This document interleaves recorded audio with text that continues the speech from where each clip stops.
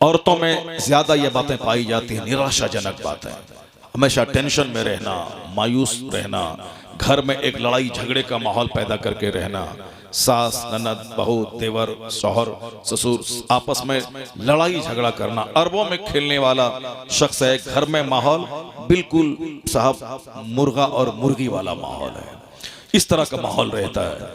اب وہاں بھی آشاوادی بنے، صبر کرنا سیکھیں، اپنے سے دوسروں کو تکلیف نہیں پہنچائیں، اپنے سے دوسروں کو آرام پہنچائیں کہ مجھ سے دوسروں کو کیا آرام مل رہا ہے، اس پہ نظر رکھیں۔ دوسرا مجھے کیا کشٹ پہنچا رہا ہے، دوسرا مجھے کتنا خوش رکھنا چاہتا ہے، اس سے نہیں، میرے سے دوسروں کو کیا مل رہا ہے۔ سبحان اللہ۔ امید رکھیں گے کہ وہ ہمارے ساتھ ایسا سلوک کرے گا تو مایوسی ہوگی۔ دوسروں سے امیدیں وابستہ مت کریں، اپنے آپ کو دوسروں کو کیا دینا ہے اس پہ نظر رکھیں کہ میرے سے میرے باپ کو کیا مل رہا ہے، میرے سے میری ماں کو کیا مل رہا ہے، میں اپنے بھائی کو کیا دے رہا ہوں، میں اپنے پڑوسی کو کیا سکھ پہنچا رہا ہوں۔ اگر اپنی رسپانسبلٹیز پہ نظر رہی تو کبھی آپ سوسائڈ نہیں کریں گے، کبھی آپ بلڈ پریشر ہائی آپ کا نہیں ہوگا، کبھی آپ زہر کھا کے نہیں مریں گے، چونکہ امیدیں اتنی وابستہ لوگ کر لیتے ہیں اپنی اولاد سے کہ امید پوری نہیں ہوئی تو ماں باپ سوسائڈ کر لیتے ہیں۔ اس قدر امیدیں لوگ وابستہ کر لیتے ہیں رشتہ دار سے، اگر وہاں سے امید پوری نہیں ہوئی تو لوگ زہر کھا کے مر جاتے ہیں۔ اس قدر داماد اپنے سسر سے امید وابستہ کر لیتے ہیں، اگر ان کے من کے مطابق مال نہیں ملا تو ساری زندگی سسرال نہ جانے کی قسم کھا لیتے ہیں۔ امیدیں وابستہ دوسروں سے کریں گے تو ہمیشہ مایوسی ہوگی۔ صرف اپنی رسپانسبلٹیز پہ نظر رہے کہ مجھے کیا کرنا ہے اور میں اپنے سے دوسروں کو کیا دے رہا ہوں، یہ سب سے بڑا پوائنٹ ہے خوش رہنے کا اور سماج میں آشاوادی رہنے کا۔ ساس یہی سوچے کہ یہ میری بہو ہے، میں اپنی طرف سے ان کو کیا سکھ دے رہی ہوں، بہو یہ سوچے کہ یہ میری ساس امی ہے، میں اپنی طرف سے ان کو کیا دے رہی ہوں، یہ مجھ کو گالی دے رہی ہے، یہ مجھ کو طلاق دلوانے کی دھمکی دے رہی ہے، یہ مجھ کو گھر میں رہنے نہیں دے رہی، اس پہ نہیں، میں ان کو کیا دے رہا ہوں۔ ان کو اچھا کرنا تھا وہ جانے، جیسا کرنا تھا وہ سمجھے، میں ان کے ساتھ کیا سلوک کر رہا ہوں۔ ایک بہت بڑے بزرگ اسی مراد آباد کے الجامعۃ الاشرفیہ کے وہ فاؤنڈر بانی ہیں، ایک جلسے میں گئے، جلسے والوں نے تقریر کروا لی، نہ کھانے کو پوچھا، نہ سونے کے لیے اچھا کمرہ دیا، نہ آتے وقت نذرانہ دیا۔ یہ آج سے 50-60 سال پہلے کی بات ہے۔ اسی مراد آباد کی سرزمین کے وہ بوڑھے شیخ حضور حافظ ملت ہیں جنہوں نے الجامعۃ الاشرفیہ قائم کر کے پورے ہندوستان والوں کو ایک عظیم الشان عربی یونیورسٹی عطا کر دی ہے۔ ان کا احسان، ان کا قرض ہندوستان چکا نہیں پائے گا، اتنا بڑا زبردست ادارہ اس فقیر نے دیا۔ انہوں وہ جلسے میں گئے، جلسے والوں نے پوچھا تک نہیں، تقریر کروا لیا، کھانا بھی نہیں کھلایا، نذرانے بھی نہیں دیا، سائیکل پہ سوار ہوئے اور چلے آئے مدرسہ، کلاس میں بیٹھ کے پڑھانے لگے۔ شاگرد نے پوچھا حضور بڑے بدتمیز قسم کے لوگ ہیں یہ لوگ، نہ کھانا بھی نہیں کھلایا، نذرانے بھی نہیں دیا۔ اس شیخ نے کہا کہ خاموش خاموش، میرا کام تھا آنا، دین کا پیغام پہنچانا، میں نے اپنا کام کر دیا، ان کا کام تھا کھانا کھلانا، مہمان نوازی کرنا، آتے وقت کچھ نذرانے دینا، یہ ان کا کام تھا، وہ نہیں کیا، وہ جانے، میں تو اپنا کام کر گیا۔ مجھے اپنے کام پہ نظر رکھنا چاہیے، میں کیا کر رہا ہوں۔ دوسروں کے کام پہ نظر رکھیں گے تو نفرت پیدا ہوگی، دوسروں کے کام پہ نظر رکھیں انتشار پیدا ہوگا، دوسروں کے کام پہ نظر رکھیں گے مایوسی ہوگی، اپنے کام پہ نظر رکھیں آپ کا اخلاق بلند ہوگا، عزت بلند ہوگی، لوگوں کے دل میں آپ جگہ بنا پائیں گے، آپ چاہے 1000 تکلیفیں پہنچے کبھی شکوہ نہیں کریں گے، چونکہ نظر آپ کی اپنے کام پہ رہے گی دوسروں پہ نہیں، تو آپ کی زندگی ختم ہو جائے گی، کبھی دوسروں کا شکوہ نہ ہوگا۔ شکایت کی پوٹلی لے کے آپ نہیں بیٹھیں گے، آج جہاں جائیں صرف شکایت کی پوٹلی، کرٹیسائز کرنا، نکتہ چینی کرنا، تنقید کرنا۔ دوسری قوموں کے مقابلے میں زیادہ تر اس گناہ میں قوم مسلم ملوث ہے۔ مسجد میں نماز پڑھنے کے بعد باہر نکلے، امام کی برائی شروع ہے، مؤذن کی برائی شروع ہے، پیر صاحب کی برائی شروع ہے، نذرانے بھی دینا ہے اور پھر بعد میں برائی بھی بیان کرنا ہے کہ یہ کون سا کام ہو گیا، پیر صاحب آ گئے، نہ تقریر کیا، نہ نعت پڑھی، نہ اور کچھ کام کیا، پیسے بھی لے کے چلا گیا، تو پھر تم نے کیوں بلایا تھا ان کو؟ اب پھر شکایت، جب پیسہ تم نے دے دیا پھر اب شکایت کیوں کر رہا ہے؟ کچھ نہیں، صرف شکایت کی پوٹلی لے کے بیٹھ جانا. مسجد میں شکوہ، اسکول میں شکوہ، کالج میں شکوہ، پارلیمنٹ میں بیٹھ کے شکوہ، اسمبلی میں بیٹھ کے شکایت، صرف شکایت. شکایت ہی شکایت ہے. اس کا ایک راستہ یہی ہے، اسلام نے کہا اپنی ذمہ داری پہ نظر رکھ، دوسروں کی تنقید مت کر، دوسروں سے امیدیں وابستہ مت کر، اپنے سے دوسروں کو فائدہ پہنچا. آج جب سماج میں انتشار برپا ہونے لگا، لوگ ٹوٹنے لگے، کیس مقدمہ بڑھ گیا، جھگڑا لڑائی بڑھ گئی، تو لوگ کہنے لگے کہ آپ پازیٹیو سوچ رکھیں، اپنے سے دوسروں کو فائدہ پہنچائیں. آدمی وہی ہے جو دوسروں کے لیے پروفیٹیبل ہوتا. Best امونگ you is one who is profitable for other. تو میں سب سے اچھا شخص وہ ہے جو اپنے سے دوسروں کو لابھ پہنچائے. آپ کے پاس خربوں مال ہے، سارا مال آپ کھا نہیں جائیں گے. اگر 5000 آدمی آپ کے ہاں ورک کر رہے ہیں، 5000 چولہے میں آگ سلگ رہی ہے، تو آپ یہی بولیں گے میں دولت اس لیے کماتا ہوں تاکہ 5000 پریوار میرے سے وابستہ رہ کے چلتا رہے. آج ٹاٹا 100 سال سے زیادہ اس کمپنی کی مدت ہو گئی، لیکن وہ کمپنی زوال پذیر نہیں ہوئی. کیوں؟ اس لیے کہ اس سے کئی ہزار فیملی وابستہ ہے، کئی ہزار لوگوں کا گھر اس سے چلتا ہے. لوگ دو ہی روٹی کھائیں گے، چاہے وہ 50 خرب کے مالک کیوں نہ ہو جائیں، وہی 2-4 روٹی کھائیں گے. اتنی دولتیں کیا کریں گے؟ ان کا کہنا ہوگا آدمی وہی ہے جو اپنے سے دوسروں کو فائدہ پہنچائے. بل گیٹس جو دنیا کا سب سے بڑا مالدار تھا، انہوں نے اپنی آدھی دولت ایجوکیشن اور ہیلتھ ڈپارٹمنٹ انہوں نے ڈونیٹ کر دیا. کہا ایک وقت میں ایک ہی کار پہ چل سکتا ہوں، اگرچہ میرے ہزاروں لاکھوں کار خرید سکتا ہوں، میرے نوکر غلام چلتے ہیں، مگر ایٹ اے ٹائم ایک کار پہ ہی میں چل سکتا ہوں، ایٹ اے ٹائم ایک تخت پہ ہی میں سو سکتا ہوں، ایٹ اے ٹائم 2 روٹی ہی میں کھا سکتا ہوں. اتنی دولت ہے کس کام کے لیے؟ آدمی وہی ہے جو دوسروں کو اپنے سے فائدہ پہنچائے. اس لیے میں جیتا ہوں دوسروں کے لیے. اگر میں نے ہاسپٹل قائم کیا ہے، اگر ہزاروں کو اس سے لابھ ہو رہا ہے، میرے دل کو ٹھنڈک پہنچ جاتی ہے. اگر میں نے سڑکیں بنا دی ہیں، لاکھوں لوگ اس سڑکوں سے چلتے ہیں، میرے جگر کو ٹھنڈک پہنچتی ہے. آدمی وہی ہے جو اپنے سے دوسروں کو فائدہ پہنچائے. سماج میں ہر آدمی دوسروں کو نوچنا چاہتا ہے، اس لیے انتشار ہے. اگر ہر آدمی اپنے سے فائدہ پہنچانا چاہے تو سماج جنت کا نمونہ بن جائے گا. ہر رشتہ داریاں مضبوط ہو جائیں گی. کبھی کوئی رشتہ دار کو دیکھ کر اپنا چہرہ ناراضگی کے ساتھ نہیں موڑے گا. یہاں آج شادی سے پہلے ایک پان کے 2 ٹکڑے ہوتے تھے، شادی کے بعد ایک دوسرے کی پیٹھ میں خنجر بھونکنے کو تیار ہے، چونکہ امیدیں وابستہ کر لی تھی. شادی ہوگی، وہ 50 کروڑ روپے میرے بیٹے کو جہیز میں دے گا، نہیں دیا تو اب ان کا چہرہ تک نہیں دیکھنا ہے، اب ان کے گھر تک نہیں جانا ہے. ہم نے شادی کو مشکل بنایا، آج زناکاری آسان ہو گئی.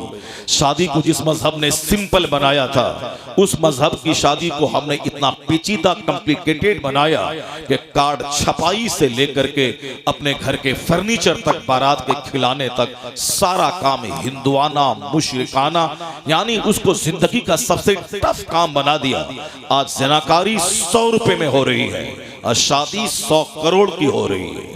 جب تک پیسے نہیں رہے، چاہے 40 سال کی عمر کو لڑکی کیوں نہ پہنچ جائے.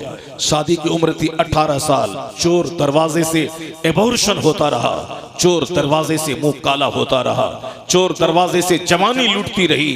مگر پیسے ہوں گے تب شادی ہوگی، اور داماد ملے گا اچھا نوکری والا تب شادی ہوگی. 10 لوگ یہاں گھر میں کھا رہے ہیں، کوئی شکوہ نہیں. ایک دلہن آ کے گھر میں بڑھ جائے گی تو اس کے لیے لڑکے کو نوکری چاہیے، سیٹلمنٹ چاہیے، 2 لاکھ روپے کی ماہانہ والی نوکری چاہیے. 10 پریوار، 4 بہن 4 بھائی، 2 ماں باپ کھا رہے ہیں، تو پھر وہی اسی آمدنی میں ایک لڑکی بڑھ جائے گی تو اس کے لیے 1 لاکھ روپے ماہانہ. جب تک لڑکا کمائے نہیں اس وقت تک شادی نہیں ہوگی. یہ لڑکی بیچاری ساری زندگی کا سامان لے کے آتی ہے. صاحب وہ اپنے فرنیچر کا سامان لے کے آتی ہے، بیڈ شیٹ لے کے آتی ہے، چائے کی پیالی اور پلیٹ لے کے آتی ہے، سارا سامان وہ لے کے آتی ہے. اور یہ مجھ جیسا مرد اس کے فرنیچر پہ سونے کے بعد ہم اس کے ساتھ جیون نبھانے کا عہد کرتے ہیں. پیالی اس کی، پلیٹ اس کی، گلاس اس کا، چادر اس کی، بیڈ شیٹ اس کا، اور صاحب صوفہ اس کا، گدا اس کا، فریج اس کا، سارا سامان اس کا ہے. اور یہ شوہر نامدار بنے ہوئے ہیں. شوہر نامدار نہیں، ساری زندگی تم اس کے غلام بن کے رہو گے. اگر تمہیں لڑکی والے کو زمین بیچوا کے، چندہ کروا کے تم نے اپنے گھر کو سامان سے بھر دیا تو تم غلام ہے اس لڑکی کا، اس لڑکی کے باپ کے ہاتھ تو گروی ہے، پیالہ بھی تیرا نہیں ہے، جوتا بھی تیرا نہیں ہے، ہاتھ کی گھڑی بھی تیری نہیں ہے، اور صاحب کیا ہے کہ گاڑی بھی تیری نہیں ہے، گاڑی اس کی دی ہوئی ہے، تم شوہر نامدار نہیں ہے۔ شوہر نامدار وہ کہلاتا ہے جو اپنا گھر بنائے، اپنا فرنیچر خریدے، اپنی پلیٹ خریدے، اپنی گرینڈر خریدے، اپنا صوفہ خریدے، اپنی واشنگ مشین خریدے، اور ایک لڑکی کو صرف دلہن بنا کے گھر میں لائے، ایک برتن تک اس کے باپ سے نہیں لے، ایک روپیہ نہیں لے، سمپل شادی کر کے اس دلہن کو گھر میں لائے اور کہ یہ گھر میرا ہے، رانی بن کے تم رہو، یہ فرنیچر میرا ہے، رانی بن کے تم سو، یہ واشنگ مشین میری ہے، رانی بن کے تم کپڑا دو، یہ فریج میرا ہے، رانی بن کے تم اس میں ٹھنڈا پانی پیو، یہ پلیٹ میری ہے، رانی بن کے تم کھاؤ۔ یاد رکھنا اگر ایسا ہو گیا تو پھر وہ لڑکی تمہارے پاؤں کے نیچے دل بچھا دے گی، 80 سال کی عمر کو پہنچ جائے گی، نہ تکرار ہوگی، نہ لڑائی ہوگی، نہ طلاق ہوگی، نہ انتشار کا ماحول پیدا ہوگا۔ نعرہ تکبیر، نعرہ رسالت، تعلیم قرآن کانفرنس، مسلک اعلیٰ، وہ گھر جنت کا ٹکڑا ہو جائے گا۔ آج شادی سب سے بڑی بربادی کا سبب ہے، اس لیے کہ شادی کو ہم نے سمپل بنانا چھوڑ دیا، ہم نے شادی کو پیچیدہ بنا دیا، ہم نے شادی کو ہندوانہ اور مشرکانہ رسم و رواج سے عبارت کر دیا۔ نتیجے میں شادی سے برکت کہاں پیدا ہوگی؟ آج تو وہ شادی تباہی لاتی ہے، زندگی بھر دو رشتہ داروں کے درمیان کڑواہٹ لاتی ہے، زندگی بھر تباہی اور بربادی لاتی ہے۔ لڑکی کے سلیکشن میں ہم نے دین کا خیال نہیں کیا، شادی کے آیوجن میں دین کا خیال نہیں کیا، جبکہ جس پیغمبر کا ہم کلمہ پڑھتے ہیں اس پیغمبر اعظم نے اپنی بیٹی کی شادی مسجد نبوی میں 10 صحابہ کے درمیان کر دی، پرانے کپڑے میں، سمپل، نہ کوئی ڈیکوریشن، نہ کوئی کارڈ چھپائی، اور نہ کوئی نئے کپڑے کی خریداری، نہ باراتی کا کھلانا، بلکہ صاحب اختیار مصطفیٰ اگر چاہتے تو 1 لاکھ صحابہ کا کھانا جنت سے منگوا لیتے، حضرت مولا علی کو سونے کا تاج جنت سے منگوا کے پہنا دیتے۔ جس فاطمہ الزہرا کی عزت کا یہ حال ہے کہ ساری زندگی اپنے چہرے، اپنے سر کو اجنبی مردوں سے چھپائی، وصیت کر دی کہ میں مروں تو میری لاش کو رات میں دفن کرنا تاکہ میری لاش پہ غیر مردوں کی نظر نہ پڑے۔ کائنات کے مالک و مختار کی بیٹی رات کے وقت میں دفن کر دی گئی، 10 آدمی جنازے میں شریک تھے۔ آج میرے جیسا مولوی ہماری ماں مرے تو 50 مسجدوں میں اعلان ہوتا ہے، لیکن مصطفیٰ کی بیٹی کی شادی سمپل مسجد میں ہوئی اور ان کا جنازہ رات میں ہوا۔ کیوں؟ وصیت تھی دن میں میری لاش پہ غیر مردوں کی نظر نہ پڑے، رات میں دفن کر دیں۔ اللہ قیامت کے دن وہ عزتوں سے نوازے گا کہ 75,000 حوروں کی جھرمٹ میں فاطمہ پل سے رات پار کر جائیں گی، آواز آئے گی اے اہل محشر نکسو رؤوسکم وخطو ابصارکم، اپنی نگاہوں کو نیچی کر لے، اپنی آنکھوں کو بند کر لے، مصطفیٰ کی بیٹی فاطمہ پل سے رات پار کرنے والی ہے۔ جنہوں نے ساری زندگی اپنی عزت کی حفاظت کی دنیا میں، اللہ قیامت کے دن وہ اعزاز سے مالا مال کرے گا کہ 70,000 حوروں کی جھرمٹ میں فاطمہ پل سے رات پار کر جائیں گی، کسی کو پتہ تک نہیں چلے گا۔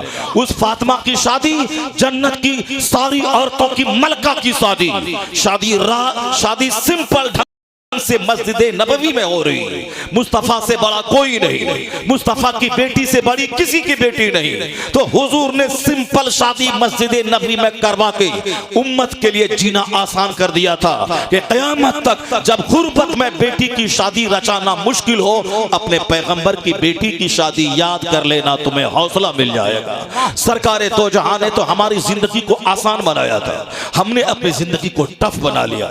حضور نے میری زندگی کو آسان بنایا تھا اور ہم نے زندگی کو ڈیفیکلٹ بنا لیا۔ سارے لوگ کہتے ہیں لائف از ویری ڈیفیکلٹ، زندگی گزارنا بہت مشکل ہے، عزت بچانا بہت مشکل ہے۔ سوچ سوچ کے لوگوں کا گورا چہرہ کالا ہو گیا، سوچ سوچ کر لوگ سوکھ کے کانٹا ہو گئے۔ جب دولتیں بڑھتی جا رہی ہیں، فکر اور ٹینشن بڑھتا جا رہا ہے۔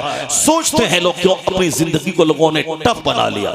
عمدہ کھانا، عمدہ کپڑا، عمدہ گاڑی، عمدہ بلڈنگ، دوسروں سے مقابلہ، اس نے لوگوں کو اندر سے کھوکھلا کر دیا. یعنی ایک شادی 1000 کی بھی ہوتی ہے, ایک شادی 1 کروڑ کی بھی ہو رہی ہے. لوگ اب مقابلہ کرنا چاہتے ہیں کہ سامنے والے سے میں اچھی شادی کروں تاکہ پورے سماج میں میرا چرچا ہو جائے. کیا چرچا ہوگا؟ تم کروڑوں روپے پانی کی طرف بہا دے گا. سماج کے لوگ آگے کھا کے سامنے 1 سیکنڈ کے لیے بولیں گے کہ بڑا شاندار انتظام ہے. 1 منٹ کے بعد جہاں دوستوں سے آنکھ ملی کہیں گے حرام کا مال تھا, لٹا رہا ہے, لوٹ کے لایا تھا, کوٹ کے کھلا رہا ہے. یعنی دل سے حرام خور تمہیں کہیں گے. تم نے اللہ کو ناراض کر کے لوگوں کو خوش کرنا چاہا, نہیں ملے گی عزت. عزت وہاں ملتی ہے ناراض ہو جائیں ماں باپ, ناراض ہو جائیں سماج, ناراض ہو جائیں رشتہ دار, مگر خدا ناراض نہ ہو, مصطفیٰ ناراض نہ ہو. اگر خدا رسول کی خوشنودی تلاش کی گئی اور سارے لوگ ناراض ہوئے تو اللہ ان کی عزت لوگوں کے دل میں ڈال دیتا ہے.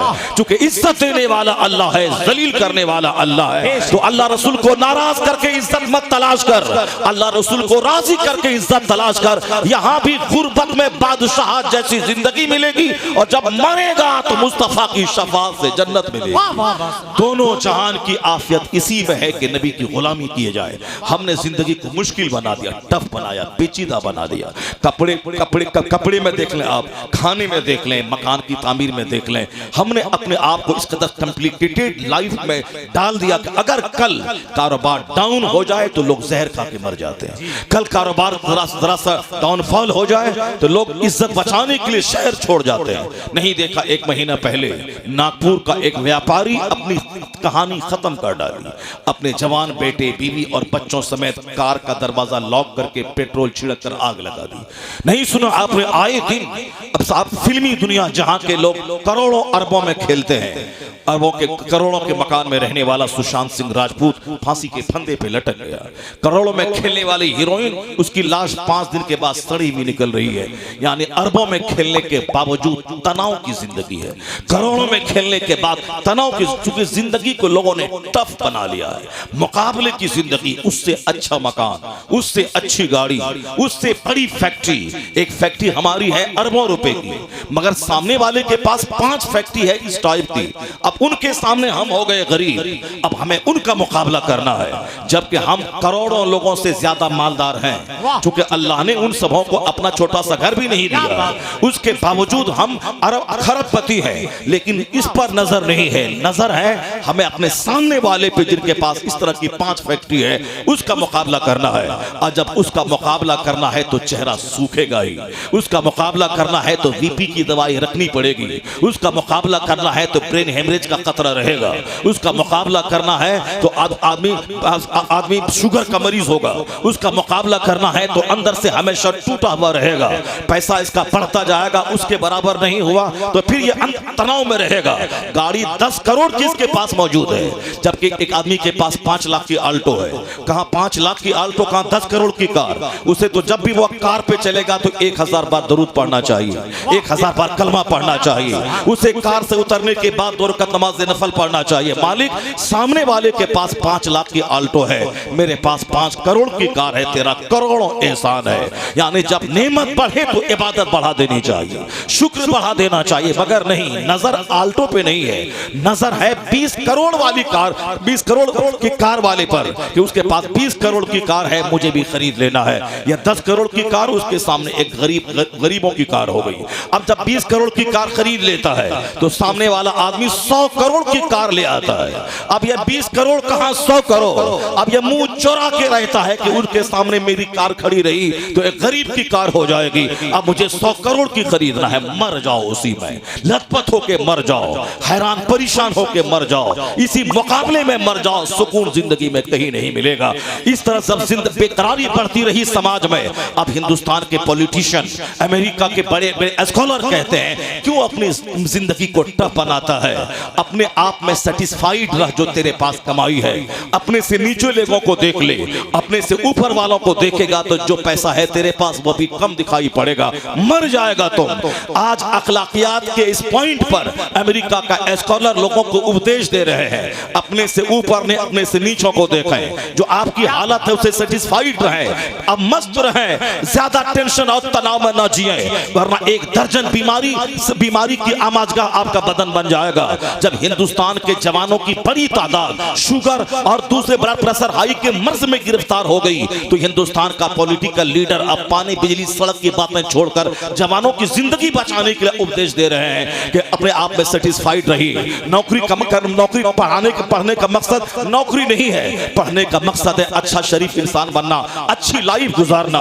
पढ़ने के बाद ट्रेन की पट्टी उखाड़ना, बैंक को जलाना, एटीएम को लूटना नौकरी चाहिए, पढ़ने का मकसद नौकरी नहीं। प्रधानमंत्री को बोलना पड़ा कि पकोड़ा बेचे मगर पढ़ने के बाद बेचे, अब पढ़ने का मकसद नौकरी नहीं है। उसे बोलना पड़ा कि मोरालिटी, अखलाकियात ये आदमी की जिंदगी का मकसद होता है। ये क्या तमाशा है कि नौकरी नहीं मिली तो मैं पोस्ट ऑफिस जला दूं, मैं एटीएम को लूट लूं, मैं रेल की पट्टी उखाड़ दूं। मैं कोशिश करता हूं कि नौकरी मिले हर पढ़े लिखे को, मगर हर पढ़े लिखों को नौकरी देना ये मुश्किल काम है। और फिर पढ़ने का मकसद नौकरी ही नहीं है, पढ़ने का मकसद है अच्छा जेंटिल शरीफ समाज का एक अच्छा शहरी बनना। उन्हें बोलना पड़ा कि अगर जीना है, जिंदगी का मजा लेना है तो अपने आप में सेटिस्फाइड रहिए। 10,000 रुपए कमाते हैं उसी में मुतमईन रहिए, मस्त रहेंगे आप। अगर दूसरों का मुकाबला शुरू किया तो 10 खरब भी कमाने के बाद चूंकि मुकाबला हो ही नहीं सकता है। आप 10 खरब कमाएंगे वो 50 खरब पे पहुंच जाएगा, आप 50 खरब कमाएंगे वो 100 खरब पे पहुंच जाएगा, तो मुकाबला हो नहीं पाएगा। 70-80 साल में मर के मिट्टी में मिल जाएंगे। इसलिए जिंदगी का मजा लेना है तो सिंपल रहिए, जिंदगी का मजा लेना है तो सादगी पसंद बनिए, जिंदगी का मजा लेना है तो B simple, B civilised, B disciplined, be satisfied. और जिंदगी का मजा लेना है सब्र और कनात से काम लीजिए। मैं आपको कहता हूं जिस बिंदु पर आज हिंदुस्तान और अमेरिका के दानिश्वर जोर दे रहे हैं, उस बिंदु पर हमारे पैगंबर ने 1400 साल पहले क्या उपदेश दिया है। इन लाखों दानिश्वरों की निगाह जहां आज पहुंची है, वहां मुस्तफा की निगाह कहां 1500 साल पहले पहुंची है। हुजूर ने कहा है अल बसाज़तु मिनल ईमान, सादगी ईमान का हिस्सा है। Simplicity is the part of faith, सादगी ईमान का हिस्सा है। खाने में सादगी, मकान बनाने में सादगी, गाड़ी खरीदने में सादगी, शादी ब्याह में सादगी, खतना अकीका वलीमा बरसी चारम तीजा में सादगी, जीवन के हर मोड़ में सादगी। जूता 500 रुपए में भी मिलता है और जूता 5 लाख में भी मिलता है। अगर 5 लाख पे नजर गई तो पैसे कम पड़ जाएंगे, अगर 500 पे मुतमईन रहा तो तेरे पास बहुत सारे पैसे रहेंगे दूसरों को देने के लिए। सिंपल रहो, सिंपलिसिटी ईमान का हिस्सा है। जहां दुनिया के लोग सादगी का पैगाम आज दे रहे हैं, वहां मुस्तफा ने 15 सदियां पेशतर सादगी का पैगाम दे के बताया है। जिंदगी को टफ मत बना, जिंदगी को आसान बना दे।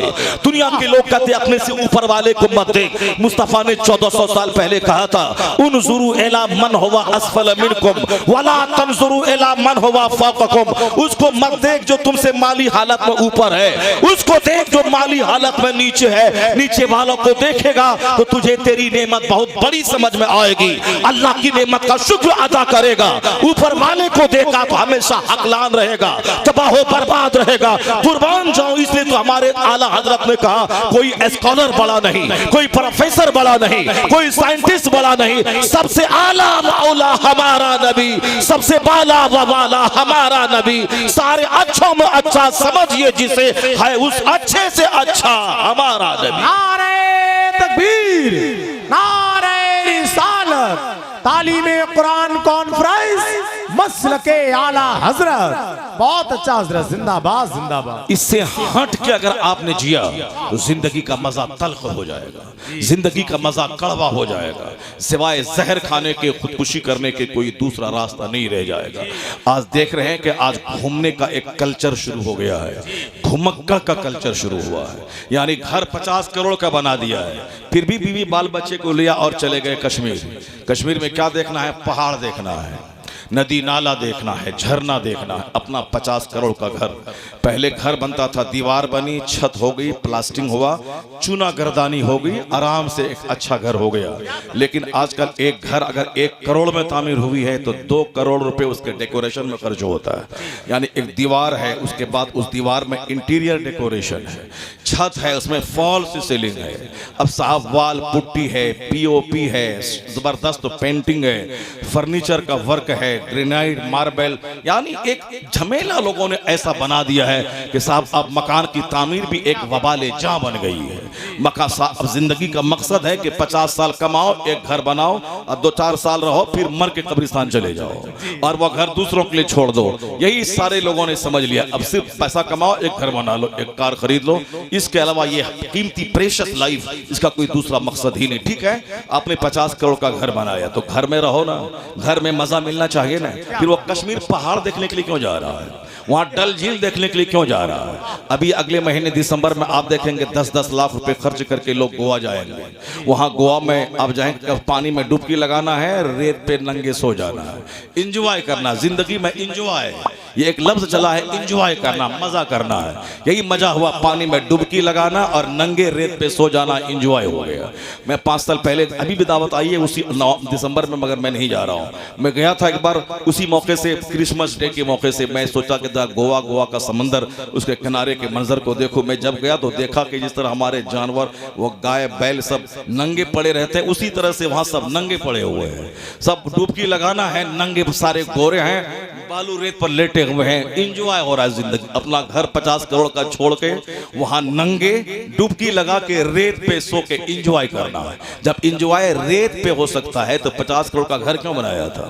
उसमें इंटीरियर डेकोरेशन क्यों करवाया था? उसमें मार्बल ग्रेनाइट क्यों लगवाया है? अगर रेत पे ही इंजॉय होता है तो उसी रेत को अपने घर में ले आते, घर की दीवार मिट्टी की बना लेते, घर की जमीन मिट्टी की रहती। जब वहां मिट्टी पे ही सोना है तो अपने घर की जमीन को मिट्टी कर लेते, ताकि ये बदन भी मिट्टी का है और घर की जमीन भी मिट्टी की होती, और जमीन पे लेट जाते तो मिट्टी से मिलकर इस बदन को सेहतमंद बना देती है। मिट्टी को मिट्टी से करार मिलता है। डॉक्टर कहते हैं कि आज बदन में जो खुजली और पॉक्स की बीमारी हो रही है, नंगे पांव चला कीजिए। आप भी मिट्टी से बने हैं और मिट्टी पे चलिए। पत्थर पे चलेंगे पांव फट रहा है, मिट्टी पे चलें, मिट्टी से मिट्टी को राहत मिलती है। आपका जिस्म मिट्टी से बना है, लेकिन नहीं, कहीं भी मिट्टी नहीं छोड़ना है। न दीवार, न छत, न घर, न बाहर, न बाथरूम, न दरवाजा, न सहन, न आंगन, हर जगह पत्थर ही पत्थर बिछा देना है। और शादी ब्याह में अरे कहीं मिट्टी एक जर्रा नहीं मिलेगी मेरे घर में। आप शादी कर ले मेरे यहाँ, आपकी बेटी आएगी, हर तरफ पत्थर ही पत्थर है। मरने के बाद ही मिट्टी मिलेगी, जब तक वो जिंदा रहेगी पत्थर ही पत्थर है। तो मैं कहता हूँ 50 करोड़ का घर वो कश्मीर देखने जा रहा, पहाड़ देखने जा रहा, मसूरी, नैनीताल, मनाली, ऊटी, क्या है वहाँ? ऊटी में क्या है? पहाड़ है। मनाली में क्या है? पहाड़ है। मसूरी में क्या है? नैनीताल में क्या है? पहाड़ है। कश्मीर में क्या है? पहाड़ है। गुलमर्ग में क्या है? पहाड़ है। बर्फ गिर रही है, पहाड़ है, उसी बर्फ को देखना है। अब बात इतनी है, 50 करोड़ का घर बनाया है, वो घर में मन नहीं लग रहा है। बच्चे भी कहते हैं पापा बाहर चलो, बीवी बोलती है कि साहब आप आउटिंग पे चलिए, यानी आउटिंग पे चलिए, आउटिंग पे, बाहर, घर से बाहर चलिए। आप हफ्ता दिन में एक दिन बाहर चलिए, बाहर होटल में खाना खाएंगे। होटल का कल्चर बढ़ रहा। आज मुरादाबाद में 25 साल पहले इतने साहब वो रेस्टोरेंट नहीं थे, आज रेस्टोरेंट का शहर ये मुरादाबाद हो रहा। हर तरफ चिकन चिकन चिकन, KFC, हर तरफ साहब मुरादाबाद की बिरयानी। पूरे भारत में, हमारे बिहार में गली गली में मुरादाबादी बिरयानी। अब चलो, अब वहां के बिहारियों को भी खूब खिलाओ मुरादाबादी बिरयानी। अब हर तरफ खाना पकाना। मोदी जी जब से आए उन्होंने बोला किचन में गैस सस्ता कर देंगे और शौचालय बना देंगे। और साहब ये किचन और शौचालय, इसलिए मैं कभी कहता हूं यही तो कारनामा है आपका, किचन और शौचालय। प्रधानमंत्री आता है चाइना से, वो आपका शौचालय देखने जाता है नहीं, वो ताजमहल देखने जाता है, वो लाल किला देखने जाता है। अमेरिका का प्रेसिडेंट लाल किला देखने जाता है, वो जामा मस्जिद दिल्ली देखने जाता है, वो कुतुब मीनार देखने जाता है, वो आगरा का ताजमहल देखने जाता है। तो आपने शौचालय बनाया है तो शौचालय में कौन जाएगा? और हमारे बाप दादाओं ने ताजमहल दिया है, 500 साल से सारी दुनिया ताजमहल देखने आ रही है, हिंदुस्तान का शोभा बढ़ा दिया है। तो काम ऐसा कीजिए कि पाखाना और किचन नहीं, ऐसा अजूबा कारनामा अंजाम दीजिए कि 500 साल के बाद भी वह काम हिंदुस्तान के खजाने को रुपया देता रहे, हिंदुस्तान की शौकत बढ़ाता रहे। आपको शौचालय मुबारक हो और हमें लाल किला ताजमहल मुबारक हो। یہ ہے ہمارے باپ داداؤں کا کارنامہ جنہوں نے ایک ایسی زبردست انہوں نے وراثت دے دی ہندوستان کو کہ آج بھی کروڑوں پہ سالانہ ہندوستان کے خزانے میں جمع ہوتا ہے. یہی کارنامہ ہے. تو میں جس پوائنٹ پہ آپ کی توجہ دلانا چاہتا ہوں اس کو غور سے سنیے گا. کروڑوں کا گھر ہے, پہاڑ دیکھنے جانا ہے, گھر میں من نہیں لگتا ہے, آؤٹنگ پہ جانا ہے, گھومنے کا کلچر شروع ہو گیا. بچوں کا اسکول بند ہے, چلیے مسلمان ہیں تو چلیے اجمیر گھومنے چلیے, اور غیر مسلم ہیں تو چلیے پوری جگناتھ چلیے, صاحب کاشی وشوناتھ چلیے, گورکھ دھام چلیے, وہاں چلیے. اور پھر جو بیچ کے سیکولر لوگ ہیں وہ کبھی چلیے انڈونیشیا, کبھی تھائی لینڈ کی راجدھانی بینکاک, کبھی فرانس, کبھی بیجنگ, کبھی صاحب ٹورنٹو, کبھی واشنگٹن ڈی سی, کبھی کینیڈا, کبھی ناروے. وہ گھومتے ہیں گھوما, ٹھیک ہے, بیوی کو ساتھ میں لیا, 2 مہینہ گھوم کے پھر گھر آ گیا. اور گھر جب آ گیا تو اب تو کم سے کم قرار ملنا چاہیے گھر میں. میڈم کو تو بولیے کہ صاحب میں امریکہ گھما کے میں لایا ہوں, اب 1 سال تک کچھ نہیں بولنے کا, 1 سال تک لڑائی نہیں کرنے کا. 4 دن کے بعد پھر جنگ عظیم شروع ہو جاتی ہے گھر میں. تم نے یہ نہیں کیا, تم نے وہ نہیں کیا, تم نے وہ نہیں لایا, تم نے وہ نہیں لایا. بھائی میں تم کو امریکہ گھما کے لایا ہوں, میں تم کو بغداد اور مدینہ گھما کے لایا ہوں, کم سے کم 1 سال تو شانت رہو. 1 سال کیا وہ 3 دن کے بعد پھر گھر لڑائی کا اکھڑا بن جاتا ہے. ہمارے ان علماء کرام کو مجبوراً کہنا پڑا کہ اگر لڑائی ہی کرنی ہے تم کو تو اپنی عزت بچانے کے لیے ایک کام کر لو. ایک کام وہ ہے کہ تم بھی عربی سیکھ لو اور اپنی بیوی کو بھی عربی سکھا دو, تاکہ تم دونوں جب عربی میں لڑائی کرو گے تم بولو گے لاقتلنک, وہ بولے گی لاضربنک. لڑائی کرو گے تو پڑوسی بولے گا چلو وہاں کلمہ خوانی ہو رہی ہے, چلو وہاں کلمہ خوانی ہو رہی ہے. اگر نہیں تو لڑائی مت کرو, اور اگر لڑنا ہے تو دونوں عربی سیکھ لو اور دونوں عربی میں لڑو, تاکہ پڑوس بولے کہ وہاں تو کلمہ خوانی ہو رہی ہے, وہاں دعا ہو رہی ہے. اس قدر ہر گھر میں لڑائی شروع ہو رہی ہے. ہر گھر میں چاہے 1000 کشمیر گھما دے, اسے ٹورنٹو گھما دے, مگر جو نیچر ہے اس کو کیا کریں گے؟ جو ایک آدمی کے نیچرل کیریکٹر اس کو نہیں بدل پائیں گے. پہاڑ اپنی جگہ سے ٹل جائے یہ تو ممکن ہے, لیکن ایک آدمی کا نیچر بدل جائے یہ ممکن نہیں ہے. نیچر جس کا ہے اس کو کیا کریں گے؟ حضور نے 1400 سال پہلے کہا تھا یا معاشر النساء, اے عورتوں کے گھروں صدقہ زیادہ کیا کرو. میں نے جہنم میں عورتوں کو زیادہ دیکھا ہے, چونکہ عورتیں شوہروں کی ناشکری کرنے والی, لعن طعن کرنے والی, لعن طعن کرنے میں یہ آگے ہے, یعنی دوسروں کو ابھیشاپ بددعا دینے میں آگے ہیں, ناشکری کرنے میں آگے ہیں. کہ 50 سال کی زندگی میں 40 سال آپ ہر عید میں نئے جوڑے دیں, ایک بار بولیں لاک ڈاؤن ہے نہیں دوں گا, نہیں اس بار پرانے کپڑے میں عید منانا ہے, تو پھر جواب ملتا تم نے دیا ہی کب ہے جو آج دے گا. یعنی 40 سال کے سارے احسانات کو یک لخت بھول جانا. تو ان کے کہنے پہ آج آؤٹنگ پہ لوگ جا رہے ہیں گھومنے کے لیے. گھومنے کا کلچر آج انڈیا میں شروع ہوا.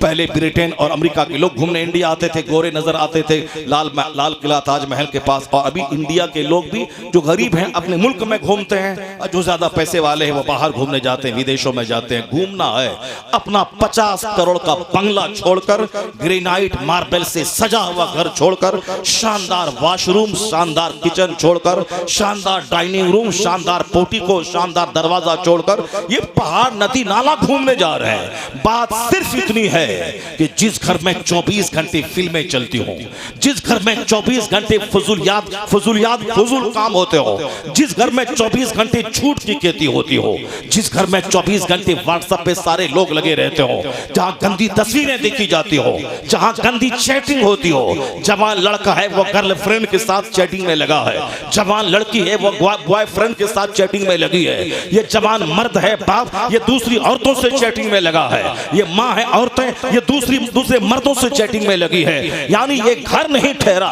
24 گھنٹے موبائل چلانے کا اڈا, اور موبائل میں اچھی باتیں نہیں, صرف گندی باتیں, گندی تصویریں, گندی چیٹنگ. تو جو کروڑوں کے گھر میں جہاں فلمیں دیکھی جائیں گی, جہاں 10 آدمی ہے کوئی فجر کی نماز نہیں پڑھا, ایک وقت کی نماز چھوڑنا حرام اور گناہ کبیرہ ہے. اور جس گھر میں 5 وقت گناہ کبیرہ ہوتا ہو اس گھر میں شیطان کا آنا جانا ہوتا ہے. جہاں رات کے 3 بجے تک فلمیں دیکھی جاتی ہو, اور وہاں رات فجر کے ٹائم میں جب فرشتہ رحمت لے کے زمین پہ آتا ہے اس وقت گھر کے سارے لوگ مردار بن کے سو جاتے ہو, اور دن کے 10 بجے اٹھتے ہو جو جو کام کافر بھی نہ کرتا ہو. اب کافروں کو صحت چاہیے, اب وہ 4 بجے صبح اٹھ کر وہ اپنی صحت بنانے کے واکنگ میں جاتا ہے, اور ہمیں صحت بھی نہیں چاہیے اور جنت بھی نہیں چاہیے, بلکہ دنیا میں صرف موبائل چاہیے, اس پہ چیٹنگ چاہیے, اور رات کے 3 بجے تک موبائل چلانا ہے, فلمیں دیکھنی ہے, اس کے بعد پھر فجر کے ٹائم سے پہلے سو جانا ہے, اٹھنا ہے دن کے 10 بجے. جس گھر میں نماز فرض تھی نہ مرد کوئی پڑھا نہ عورت کوئی پڑھی, جس گھر میں رات بھر فلمیں دیکھی گئی, جس گھر میں رات بھر چیٹنگ کی گئی ہو, وہ گھر شیطان کا اڈا ہو جاتا ہے. یہی وجہ ہے کہ وہ گھر اب رہنے کے قابل نہیں ہوتا, وہ گھر چھوڑ کے باہر گھومنے کا من کرتا ہے. آدمی گھر سے باہر گھوم رہا ہے, ہوٹل میں جا رہا ہے, پہاڑ ندی نالا دیکھنے جا رہا ہے. ان سے پوچھ لے جس کے گھر میں نماز پنجگانہ ہے, جس کے گھر میں تلاوت ہے, جس کے گھر میں عبادت ہے, جس کے گھر میں ہزار بار درود ہے, جس کے گھر میں رات بھر قرآن خوانی ہے, جس کے گھر میں تہجد ہے, جس کے گھر میں اشراق ہے. 50 سال ہو گئے, دیوار ٹوٹی ہے مگر گھر جنت کا ٹکڑا بنا ہوا ہے. گھر چھوڑنے کا من نہیں کرتا, کیوں کہ جس گھر میں عبادت و تلاوت ہو وہاں فرشتوں کا آنا جانا ہے. جب فرشتوں کا آنا جانا ہو وہ گھر قابل رشک بن جاتا ہے, جنت کا ٹکڑا بن جاتا ہے. اس گھر میں رہتا جائے وہ گھر چھوڑنے کا من نہیں کرتا. اس لیے جس گھر میں گانے بجانے ہوں وہاں کی دیواریں کاٹنے دوڑتی ہے, وہاں شیطان کا اڈا ہے. اور جہاں پھوس کا گھر کیوں نہ ہو, اگر عبادت اور تلاوت ہے وہ گھر جنت کا ٹکڑا بن جاتا ہے. عمر گزرتی چلی جاتی ہے, اس گھر میں رہنے کی لذتیں بڑھتی چلی جاتی ہیں. واہ, نعرہ تکبیر, نعرہ رسالت, تعلیم قرآن کانفرنس, مسلک اعلی حضرت. سبحان اللہ. اللہ نے سچا سکون عبادت میں رکھا ہے, اللہ نے سچا سکون ذکر الہی میں رکھا ہے, اللہ نے سچا سکون ذکر اور درود میں رکھا ہے. اس سے ہٹ کے جو جیے گا سچا سکون نہیں ملے گا. مال مل جائے گا, گھر مل جائے گا, گاڑیاں مل جائیں گی, مگر جو اطمینان طلب ہے وہ نعمت نہیں ملے گی. آج آپ کے پاس کیا دولتیں ہوں گی؟ دولتیں تو کفار و مشرکین کے پاس ہیں. اتنی دولتیں ہیں کہ صاحب پیسے سڑ رہے ہیں, انہیں خود پتہ نہیں کتنے پیسے اس کے پاس موجود ہیں. ہمارے پاس پیسے کتنے ہو سکتے ہیں؟ 2 4 5 10 20 50 کروڑ روپے, جو ہمارے چند مٹھی بھر لوگ ہیں ان کے پاس کھربوں روپے. مگر وہاں ادھر جا کے دیکھیں دوسری دنیا میں پیسے مہکتے ہیں, پیسے سڑ رہے ہیں. صاحب یونیسیف کے نام پہ, دوسرے ممالک میں سڑکوں کی تعمیر کے نام پہ, پولیو ڈراپ کے نام پہ, ایجوکیشن اور ہیلتھ ڈپارٹمنٹ پیسے لوگ لگاتے ہیں. اتنے پیسے ہیں کہ وہ کیا کریں گے. ان مشرکوں کے پاس اتنے پیسے ہیں, ہمارے پاس پیسے نہیں ہیں. ایک تو پیسہ کمانے کا ڈھنگ بھی میرے پاس نہیں ہے. یہ زندگی اللہ نے دی ہے اسٹرگل کرنے کے لیے, جد و جہد کرنے کے لیے. ہمیں نماز فجر سے لے کے ظہر تک کوئی نماز فرض نہیں ہے. وہ 8 گھنٹے ہیں اسٹرگل کرنے کے لیے, وہ 8 گھنٹے ہیں جد و جہد کرنے کے لیے, وہ 8 گھنٹے ہیں محنت کرنے کے لیے. مگر ہمیں اتنے بے روزگار ہمارے یہاں کہ فضول باتوں سے فرصت نہیں, اور ہم چاہتے ہیں کہ بیٹھے رہیں اور دولت اچانک میرے پاس آ جائے. ایسا نہیں ہوتا. یہ دنیا ایک سسٹم سے چل رہی ہے. روزانہ سورج کا اگنا, سورج کا ڈوبنا, روز ہر مہینے کا بدلنا, رات اور دن کا باری باری سے بدل کے آنا, یہ سارا سسٹم بتاتا ہے کہ دنیا کا سارا کام ایک سسٹم سے چلتا ہے. یہاں نہیں ہوتا کہ میں اجمیر محلہ جا کے بیٹھ رہا ہوں اور بولوں میرے گھر میں ایئرپورٹ بن جائے, ہمارے گھر میں ہیلی کاپٹر آ جائے. یہاں ایسا نہیں ہوتا ہے. یہاں محنتیں کی جاتی ہیں, یہاں اسٹرگل کیا جاتا ہے, یہاں جد و جہد کی جاتی ہے. اس کے بعد کامیابیاں قدم چومتی ہیں. ہماری طرف سے محنتیں بڑھے, ادھر سے خدا کی رحمت آ جائے, اسی بندے کی کامیاب, اسی بندے کو وہی کامیابی اس کا قدم چومتی ہے. کامیابی سے بندہ ہمکنار ہوتا ہے. یہاں ہماری طرف سے اسٹرگل جائے. میدان بدر میں مصطفیٰ پہنچ کے اللہ سے دعا کرتے ہیں. یہ دعا مدینے میں بھی کر سکتے تھے, لیکن یہ بتایا مصطفیٰ نے کہ گھر سے باہر نکل کے میدان جنگ میں جا کے اپنی طرف سے تدبیر کرنے کے بعد یہ بول کہ محنت میری اور رحمت تیری, ادھر سے میری محنت جائے, ادھر سے رب کی رحمت آئے, کامیابی قدم چومے. دوسری قومیں کامیاب بعد میں ہوں گی, قوم مسلم پہلے, کیونکہ ان کے پاس تدبیر ہے, ان کے پاس اسٹرگل ہے, ان کے پاس جدوجہد اور محنتیں ہیں. خدا کی رحمتیں ان کے پاس نہیں ہے. میرے پاس خدا کی رحمت میرا استقبال کرنے کو تیار ہے, مگر ایک پاکام اسٹرگل تو ہو جائے, جدوجہد تو ہو جائے. حضور کہتے ہیں تم 1 قدم اللہ کی طرف بڑھو, اللہ کی رحمتیں 10 قدم تیری طرف بڑھ جائیں گی. تم اللہ کی طرف چلنا سیکھو, اللہ کی رحمتیں دوڑ کر تیرا استقبال کریں گی. چلو تو صحیح, گھر سے باہر نکلو تو صحیح, محنت کرو تو صحیح, دنیا کے سسٹم کا فالو کرو تو صحیح. تم نے مصطفیٰ کی بات اگر مان لی تو تم نے سسٹم سے زندگی گزاری, تو تمہاری جد و جہد ادھر سے جائے گی, ادھر سے خدا کی رحمتیں آئیں گی، پھر دوسری قومیں بعد میں کامیاب ہوں گی، قوم مسلم سب سے پہلے کامیاب ہوگی۔ آپ نے نہیں دیکھا کہ قرآن کریم میں ہر چیپٹر میں محنت کی بات، جدوجہد کی بات، اس دنیا اور آخرت کے سجانے سنوارنے کی باتیں کی گئی ہیں۔ جہاں تک سوال رہا علم کے تعلق سے، اس قدر زور قرآن نے دیا ہے، اتنا زور دنیا کی کسی دوسری کتاب نے نہیں دیا ہے۔ قرآن نے کہا نون قلم وما یسطرون، یعنی قلم اور اس کے لکھے کی قسم، قلم اور اس کے لکھے کی قسم، یہ پین، یہ قلم کا چرچا قرآن کریم میں آیا ہے، یعنی قلم اور اس کے جتنے بھی متعلقات ہیں، رائٹنگ اور ریڈنگ کے تعلق سے آیا ہے۔ کہ قرآن میں 800 جگہوں پہ صرف ریڈنگ کا ذکر آیا ہے، 800 جگہوں پہ، 6666 آیتوں میں کم و بیش 800 جگہوں پہ صرف ریڈنگ کی بات آئی ہے۔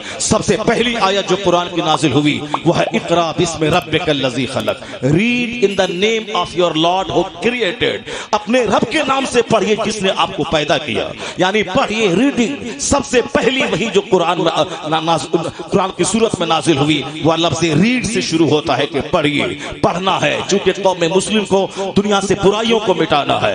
یہ قوم مسلم سب سے بہترین گروہ ہے، اسے اپنا بھلا کرنا ہے، دنیا کا بھلا کرنا ہے۔ تو دنیا کی بھلائی سوائے پڑھائی کی کسی چیز سے نہیں ہو سکتی ہے۔ ایجوکیشن کے بغیر کوئی آدمی اپنے آپ کو پہچان سکتا ہے، نہ اپنے خالق کو پہچان سکتا ہے، نہ برائیوں کو پہچان سکتا ہے، نہ بھلائیوں کو پہچان سکتا ہے۔ ریکگنیشن، معرفت بغیر علم کے مشکل ہے، بغیر علم کے نہ بندہ خدا کو پہچان سکتا ہے، نہ بندہ دنیا میں بادشاہت کر سکتا ہے۔ اسے بادشاہت کے لیے بھی علم چاہیے، بادشاہت کے لیے طاقت چاہیے، بادشاہت کے لیے حکمت چاہیے، بادشاہت کے لیے طاقت چاہیے۔ اورنگزیب نے بتا دیا کہ علم جب ہو تو 50 سال تک ہندوستان اللہ اورنگزیب کے حوالے کر دیتا ہے۔ جو 6 مہینے میں حفظ قرآن کرنے والا اورنگزیب، عالم دین اورنگزیب، فتویٰ عالمگیری کا مرتب اورنگزیب، 50 سال چند مہینہ پورے بھارت پہ شاسن کرنے والا اورنگزیب، تہجد پڑھنے والا اورنگزیب، نماز عصر کی سنت غیر موقتہ پڑھنے والا اورنگزیب، اور جب جامع مسجد دہلی سے نکلتا تھا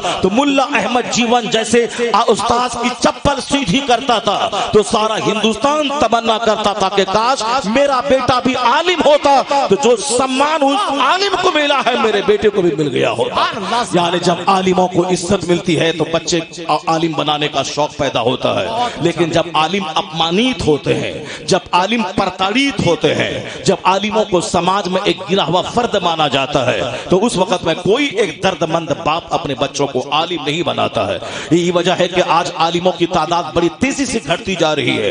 جبہ پہننے والا، داڑھی رکھنے والا، ٹوپی پگڑی پہننے والا، یہ تو آپ کو گلی گلی میں ملے گا، لیکن ایک قاعدے کا عالم دین جو مسائل پہ عبور رکھتا ہو، جو چھوٹی سے لے کے بڑی کتابوں کو پڑھا سکتا ہو، ایک جھولا چھاپ ڈاکٹر ہوتا ہے جو گلی کوچے میں بائک اور سائیکل لے کے 2-4 دوائیاں اور انجیکشن لے کے چلتا ہے، اور ایک MBBS ڈگری دھاری ڈاکٹر ہوتا ہے، ایک FRCS کی ڈگری ہولڈر ڈاکٹر ہوتا ہے۔ تو ڈگری دھاری مولوی بہت ملیں گے آپ کو، لیکن ایک پڑھا لکھا مضبوط عالم بہت مشکل سے ملے گا، متقی عالم تو اور مشکل سے ملے گا۔ آیا ہے حدیث میں اخیر زمانے میں لوگ موٹا تازہ جانور لے کے متقی فقیہ تلاش کرنے نکلیں گے، جانور سونکھ کے کاٹا ہو جائے گا، متقی فقیہ نہیں مل پائے گا۔ ایک تو باصلاحیت عالم نہیں ملیں گے، اور کوئی عالم مل بھی جائے تو با عمل نہیں ملیں گے، تو کروڑوں میں لاکھوں میں کوئی ملے گا۔ یہ دور انحطاط ہے جس میں علم اٹھ رہا ہے، اس اٹھانے میں ہمارا بھی بڑا رول رہتا ہے۔ عالموں کو اپمان کرنا، عالموں کی تنخواہیں کم دینا، عالموں کو مسجدوں میں ایک نوکر سمجھ لینا، اس لیے کوئی آنے والے دن میں نماز پڑھانے والا نہیں ملے گا، نکاح پڑھانے والا نہیں ملے گا۔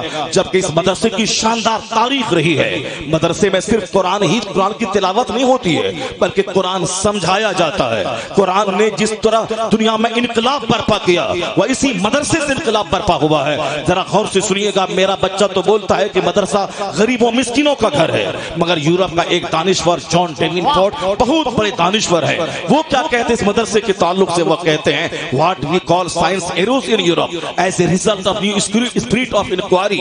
وہ آگے چل کے کہتے ہیں it must be owned that all the knowledge either of physics or astronomy or astrology or mathematics which flourished in Europe from the 10th century was originally derived from the Arabian schools, and the Spanish Saracen may be looked upon as the father of European philosophy۔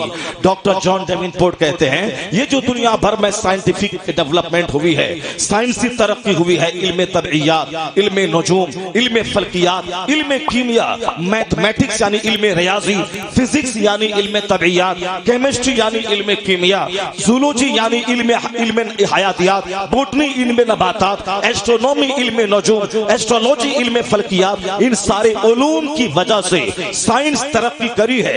آگے چل کے وہ Christian کہتا ہے یہ سارے علوم عربی مدرسوں سے لیے گئے ہیں۔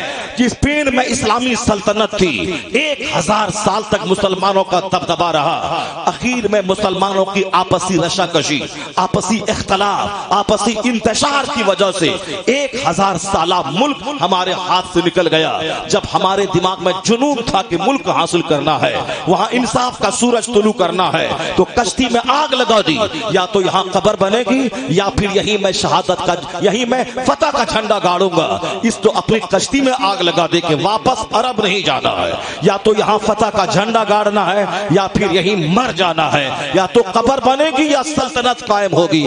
اس طرح کا جنون لے کے جو آگے بڑھتا ہے اس کو تو کامیاب 110% ہونا ہی ہونا ہے۔ خالد ابن ولید جیسے لوگ کو قدم رکھتے ہیں، کشتی میں آگ لگا دی، اب یا تو یہاں فتح حاصل ہوگی یا یہی میری قبر بنے گی۔ اس جذبے کے ساتھ آگے بڑھے تو اللہ نے پورا اسپین 2-4 سال کے لیے نہیں 1000 سال کے لیے مسلمانوں کے حوالے کر دیا۔ غیروں کی زمین پرتگال، غیروں کی زمین اسپین، غیروں کی زمین جہاں مسجد کرتبہ میرے شاہانہ عظمت کا آج خطبہ پڑھ رہی ہے، جہاں کا وائٹ محل، جہاں کا قصر ابیض، جہاں کا قصر احمر میری عظمت رفتہ کا خطبہ پڑھ رہی ہے، جو محل ہے اس زمین پہ 1000 سال تک اس یورپ کی وادی میں مسلمانوں نے سلطنت کی۔ اخیر میں اپنی ہی شرارت، اپنی ہی بد اخلاقی، مال اور دولت کی محبت، اپنے بیٹے بھتیجے بھائی کو گدی پہ بیٹھانے کی للک اور شوق، اسی نے تباہ کر دیا۔ پہلے جہاں اسلام کا جھنڈا بلند کرنے کا نشہ تھا، اللہ کی مدد اتر رہی تھی،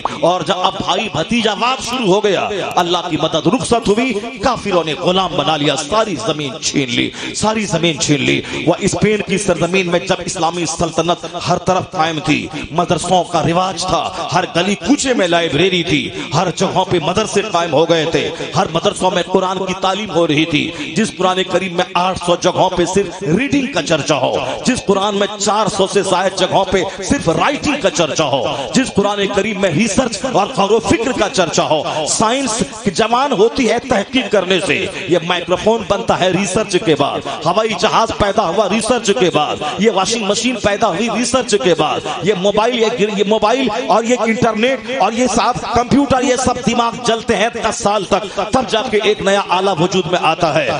دماغ جلنے کے بعد دماغ چلانے کا پیغام کس نے دیا؟ آج سے 1000 سال پہلے یورپ کے لوگ تو آسمان کی پرستش کرتے تھے، ہندوستان کے لوگ تو آج بھی سورج اور چاند کو پوجتے ہیں، اور آج سے پہلے یورپ کے لوگ بھی سورج اور چاند کو پوجا کرتے تھے، مگر آج وہ سورج پہ ریسرچ کر رہے ہیں۔ سورج خود سے چمکتا ہے یا اس کو کوئی اور چمکاتا ہے؟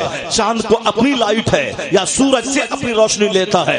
آسمان میں کتنے اسٹارز ہیں، کتنے پلینٹس ہیں، سورج اور چاند کے محور مدار اس کے آربٹ کتنے ہیں؟ یعنی جو کل سورج کے سامنے ہاتھ جوڑ کے کھڑا ہوتا تھا، آج وہ سورج پہ ریسرچ کر رہا ہے، سورج پہ تحقیق کر رہا ہے۔ کل جو چاند کے سامنے ہاتھ جوڑ کے کھڑا ہوتا تھا، آج وہ چاند کی ہند جیسی کی تیسی کر دی ہے۔ یہ چاند ہے کیا؟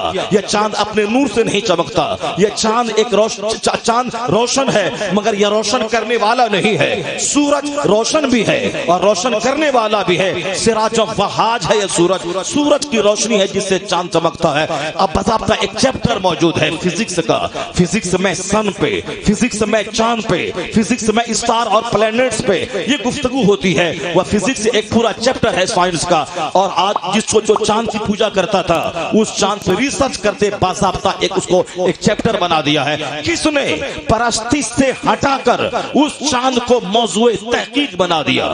کس مذہب نے سورج کو پرستش کے موضوع سے ہٹا کر موضوع تحقیق بنا دیا؟ جو میٹر آف ورشپ تھا وہ میٹر آف ریسرچ بن گیا۔ کس نے کہا قرآن پڑھیں ہر قدم قدم پہ، یعنی ہر چیپٹر میں آپ کو ملے گا کہ ریسرچ کرو، تحقیق کرو۔ افلا ينظرون الى الابل كيف خلقت والى السماء كيف رفعت والى الجبال كيف نصبت والى الارض كيف سطحت۔ قرآن کہتا ہے they don't ponder on the camel, वह ऊंट पे गौर क्यों नहीं करता? ये ऊंट कैसे पैदा हुआ है? यह ऊंट है जो बालू में दौड़ता है। इंसान अशरफुल मखलूकात है, वह रेत पे दौड़ नहीं सकता, 10 कदम चले तो गिर जाता है। यह इंसान है जो रेत में चले 10 घंटा तो प्यास लगे पानी पी। यह ऊंट है 4 दिन चलता रहे रेगिस्तान में तो 4 दिन का पानी अपने पेट में स्टॉक करके चलता है। यह अजूबा जानवर ऊंट है, इस पे तुम रिसर्च करो, गौर करो। यह अपने पेट में कैसी मशीन रखता है जो 5 दिन का पानी अपने पेट में स्टोर करके इस डेजर्ट रेगिस्तान में चलता है। यह अजूबा जानवर, इस पे गौर करेगा तो जानवर पैदा करने वाला, इस कायनात की तख्लीक करने वाला, तुम्हें पैदा करने वाला खालिक समझ में आएगा। इसलिए अल्लाह कहता दिमाग जला, गौर फिक्र कर, फलियंजुरिल इंसान मिम्मा खुलिक। आदमी को अपनी पैदाइश पे गौर करना चाहिए। तुम्हें मिट्टी से पैदा किया गया, फिर उस मिट्टी को पानी का पुतला बनाया, पानी बनाया गया। वह पानी बाप के रीढ़ की हड्डी, माँ के सीने की हड्डी में रखा गया। उसी पानी के कतरे से अब तेरी पैदाइश माँ के पेट में होती है। 9 महीने माँ के पेट में है, कौन खिलाता है? फिर माँ की तंग जगह से तू बाहर आता है। 2 साल तक माँ की खुश्क छाती में दूध डालकर कौन तेरी परवरिश का इंतजाम करता है? गौर कर। अगर तू गौर करेगा तो खुदा की मारिफत का नूर हासिल होगा, अपना खालिक समझ में आएगा, तू बेरा नहीं रहेगा। तो कुरान करीम में अक्सर जगहों पे गौर व फिक्र की जो बात आई है, रिसर्च की बात, पॉन्डरिंग की बात, रिफ्लेक्शन की बात, मेडिटेशन की बात, यहाँ तक कि कंसिडरेशन की बात, रीडिंग और राइटिंग की बात। ऐसा लगता है कि डॉक्टर जॉन डेविनपोर्ट ने कहा ये सारे उलूम जिससे आज साइंस जवान हुई है, ये सारे उलूम अरबी मदरसों से लिए गए हैं। और जिन मदरसों में कुरान पढ़ाने वाले उलमा थे, जिन्होंने तहकीकात का पैगाम दिया, लोगों को गौर फिक्र का रुझान अता किया, वह कहते अब कयामत तक जहां जहां साइंस जवान होती जाएगी, ये सारा सहरा मदरसे के उलमा के सर जाएगा। इन्होंने ही साइंस को जन्म दिया है, साइंस का दरवाजा खोला है। अब जहां तक तहकीक जाती रहेगी, ये सारा सहरा मदरसे के उलमा के सर बनता चला जाएगा। सुभान अल्लाह, नारे तकबीर, नारे रिसालत, उलमाए अहले सुन्नत। The Spanish Saracen may be looked upon as the father of European philosophy. वो कहते हैं यूरोप के फलसफे के बाप हैं मदरसे के उलमा, जिन्होंने लोगों के सामने तहकीकात के दरवाजे खोलकर सोचने की एक जमीन तैयार कर दी। उसी जमीन पे रिसर्च करते करते बढ़ बढ़ के आज हवाई जहाज भी बन गया और आज माइक्रोफोन भी आ गए। आज 4 व्हीलर से लेके 2 व्हीलर 3 व्हीलर तक सारी गाड़ियां दौड़ रही हैं। सारा घर साइंटिफिक इंस्ट्रूमेंट्स की आमाजगाह बन गया है। हकीकत में दिमाग इस्लाम ने दिया है, सोचने का मजाज कुरान करीम ने दिया है, सोचने का मजाज उलमाए कराम ने दिया है। इसी से आप गौर कर सकते हैं कि हमने समझा था कुरान नमाज बताने वाली किताब है, हज व ज़कात रोजे बताने वाली किताब है, लेकिन कुरान करीम की जब आयतों पे आप गौर करेंगे पता चलेगा नमाज का जिक्र तो है, मगर उसके बाद ही इशारे इशारे में वो तमाम उलूम अता फरमा दिए हैं जिसको आज 1400 साल के बाद लोगों ने दिमाग जला के हासिल किया है। उसके ताल्लुक से सिर्फ मैं 2 चैप्टर खोलता हूं, आप गौर से सुने। 2 चैप्टर में खोलता हूं। एक चैप्टर में खोलता हूं फ्रांस की सरजमीन का। फ्रांस में एक साइंटिस्ट है कोस्टो ने एक जमीन पे रिसर्च की, तहकीक की। उन्होंने तहकीक करते करते वो समंदर के पानी पे रिसर्च किया उसने।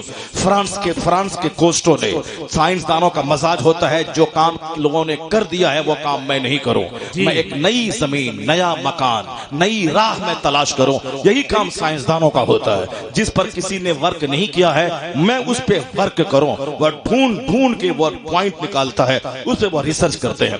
कोस्टो ने रिसर्च के लिए उन्होंने समंदर को इख्तियार किया कि समंदर में खारा पानी, मीठा पानी, या दोनों रहते हैं, दोनों जहां आपस में मिलते हैं एक दूसरे में घुल मिल क्यों नहीं जाते हैं? जबकि पानी की खास, पानी रकीक है, पानी पतला होता है, एक दूसरे में जम करने की सलाहियत इसमें होती है। आखिर ये खारा व मीठा, ये दोनों आपस में मिलते क्यों नहीं है? ये दोनों में सतही टेंशन क्यों है? ये दोनों में सरफिशियल जो टेंशन है आखिर वो क्यों है? मैं इस पे गौर करूंगा, मैं इस पे तहकीक करूंगा, मैं पता लगाऊंगा, सारी दुनिया को एक नई दरियाफ्त में दूंगा। सुना, साइंसदानों को मकान, दुकान, गाड़ी, छकड़ा नहीं चाहिए, वो तो हमारे जैसे लोगों को चाहिए। इसलिए हम कोई नई चीज दुनिया को नहीं दे पाते हैं, मगर वैज्ञानिक जिसने हमको मोबाइल दिया, कंप्यूटर दिया, वो नई नई जमीन खोज कर दिमाग जलाते हैं ताकि वह मर भी जाएं तो उनकी एक यादगार باقی رہے. ہوائی جہاز امریکہ کے دو بھائیوں نے دیا, رائٹ برادرز نے, 1903 میں. وہ دونوں بھائی مر گئے, چلے گئے, لیکن آج اس ہوائی جہاز پہ مسلمان کروڑوں کی تعداد میں سوار ہو کر حرمین طیبین کا سفر کر رہے ہیں, حج کر رہے ہیں, عمرہ کر رہے ہیں. لوگ کہاں کہاں نہیں جا رہے ہیں. امریکہ کے دو بھائیوں نے دماغ جلا کر وہ ایسی عجوبہ سواری دے دی. وہ دونوں تو مر گئے, لیکن آج ساری دنیا اس سے فائدہ اٹھا رہی ہے. یہی مزاج سائنسدانوں کا ہوتا ہے. میں دماغ جلاؤں, میرے سر کے بال بڑھ جائیں, میری داڑھی کے بال بڑھ جائے, میرے بدن کے کپڑے مہکنے لگے, میں ایک جگہ بیٹھا رہوں, ساری دنیا مجھ کو پاگل کہے, مجنوں کہے, وہ سب ہوگا, مگر وہ تحقیق کر کے دماغ جلا کے کوئی نئی چیز دنیا کو دیتے ہیں, اور جس سے دنیا ایک عالم فائدہ اٹھاتا رہتا ہے. جس نے دماغ جلا کے واشنگ مشین دیا ہے, انہوں نے دماغ جلا کے مشین تو دے دی, وہ تو مر گیا, لیکن آج کروڑوں لوگ ہیں جو اس سے فائدہ اٹھا رہے ہیں. آج گرینڈر جس نے بنا کے دیا وہ تو مر گیا, لیکن آج کروڑوں لوگ اس سے فائدہ اٹھا رہے ہیں. آج کار جس نے سب سے پہلے کار کی تحقیق, کار کی ریسرچ کی کار دیا, وہ تو مر گیا, مگر یہ کار جس کو فورڈ نے مشین کی ایجاد کی, آج وہ کار ہے جو ساری دنیا کے اربوں لوگ اس سے فائدہ اٹھا رہے ہیں. یہی کام جو اسلام نے پیغام دیا تھا کہ اپنے سے دوسروں کو لابھ پہنچانا, اپنے سے دوسروں کو فائدہ پہنچانا.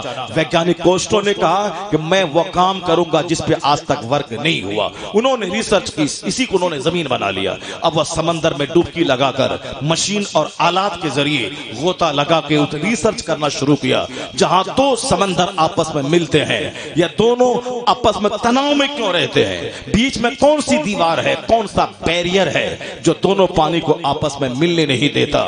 دوسرا مذہب خاموش ہو جائے, مگر اس سائنٹیفک چمتکار کے زمانے میں واحد مذہب اسلام ہے جو لاجیکلی, جو منطقی طور پر, جو تحقیقی طور پر حق مذہب ثابت ہو رہا ہے.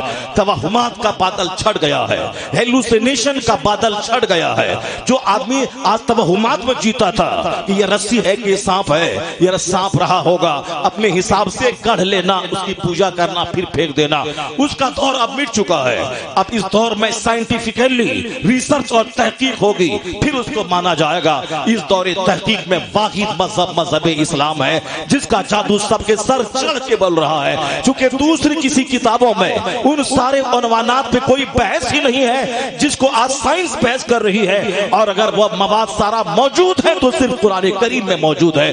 یہی وجہ ہے کہ ایک عقل مند دانشور سائنسداں جب وہ دیکھتا ہے کہ 10 سال دماغ جلا کر جس کا پتہ میں نے لگایا ہے وہ قرآن کریم میں موجود ہے, تو اسے رہا نہیں جاتا, وہ کلمہ پڑھ کر مصطفیٰ کا غلام بن جاتا ہے. اسی طرح فرانس کا سائنٹسٹ کوسٹو کے ساتھ ہوا. اس نے ریسرچ کی, انہوں نے پتہ لگایا کہ دونوں پانی کے بیچ میں ایک بیریئر ہے, ایک برزخ ہے, ایک دیوار ہے جو دونوں پانی کو آپس میں ملنے نہیں دیتا. انہوں نے اس کا پتہ لگایا, کیسی دیوار ہے, انسین وال کس طرح ہے. انہوں نے باضابطہ ایک کتاب لکھی اور دنیا والوں کو بتایا یہ دونوں آپس میں ملیں گے نہیں, کیونکہ ان دونوں کے بیچ میں ایک انسین دیوار ہے, ایک غیر مرئی دیوار ہے جو دونوں کو ملنے نہیں دیتی.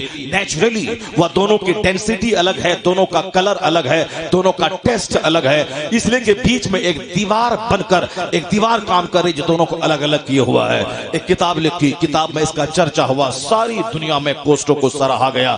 انہوں نے ایک عجوبہ علم دنیا کو عطا کیا. اسی دوران ایک مسلم اسکالر سے ان کی ملاقات ہوئی. انہوں نے کہا کہ آپ کی محنت کو میں داد دیتا ہوں, آپ نے دماغ جلا کے ایک نئی چیز دنیا کو آپ نے بتایا کہ دونوں پانی میں ایک دیوار ہے جو دونوں کو ملنے نہیں دیتی. آپ نے پہلی بار دنیا کو بتایا کہ دونوں پانی کے بیچ میں ایک دیوار ہے, ایک بیریئر ہے جو دونوں پانی کے ڈینسٹی, کلر اور ٹیسٹ کو الگ الگ کیا ہوا ہے.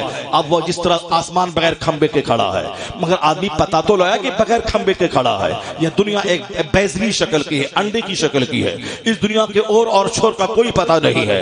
اگر 10 لاکھ سال بھی اگر مل جائے کسی کو تو بھی دنیا کی سچائی کا پتہ نہیں لگایا جا سکتا.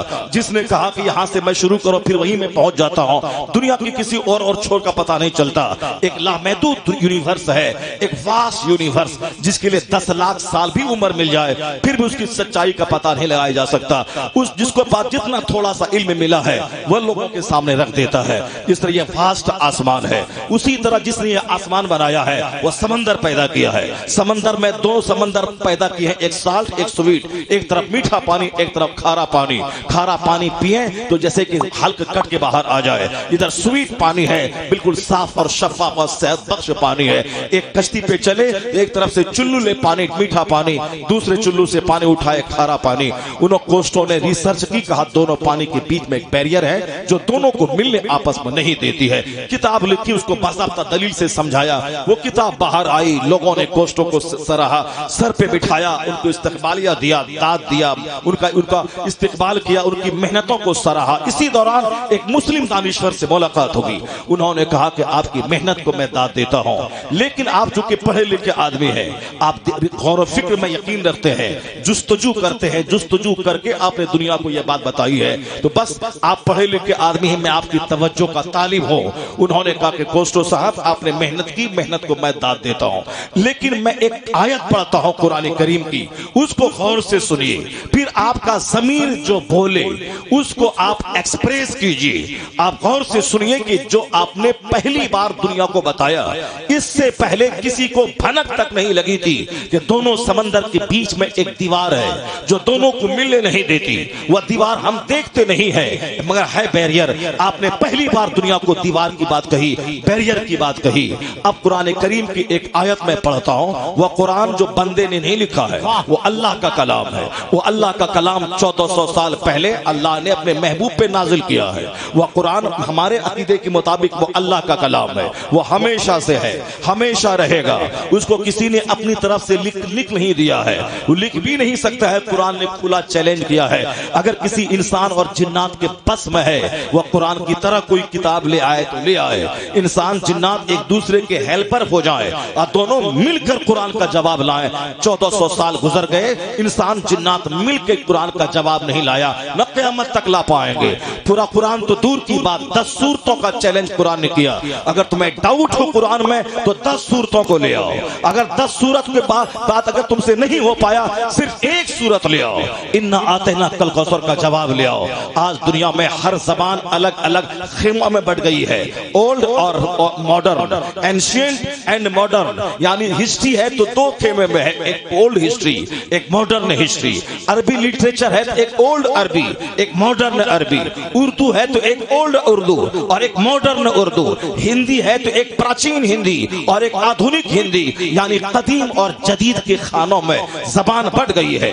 यह कदीम अदब है और यह जदीद अदब है। उर्दू जबान मीर अम्मन के जमाने में जो उर्दू जबान थी, उसको आप पढ़ लें, उस जमाने में कैसे कैसे जुमले इस्तेमाल होते थे, और आज की उर्दू पढ़ लें, गालिब की उर्दू पढ़ लें, इकबाल की उर्दू पढ़ लें और आज की उर्दू पढ़ लें, दोनों में जदीद और कदीम लिटरेचर है। उसी तरह अरबी जबान में भी जदीद जबान और कदीम अरबी और जदीद अरबी है। कुरान करीम 1400 साल पहले नाजिल हुआ है दुनिया में। उस वक्त जो अरबी बोली जाती थी और आज जो अरबी बोली जाती है, उस वक्त की अरबी और आज की अरबी, ये 1400 साल में हालात बदले, जोग्राफिया बदला, तहजीब बदली, स्कॉलर बदले, मुहावरे बदले, ज़रबुल मिस्ल बदले, ये सब बदला।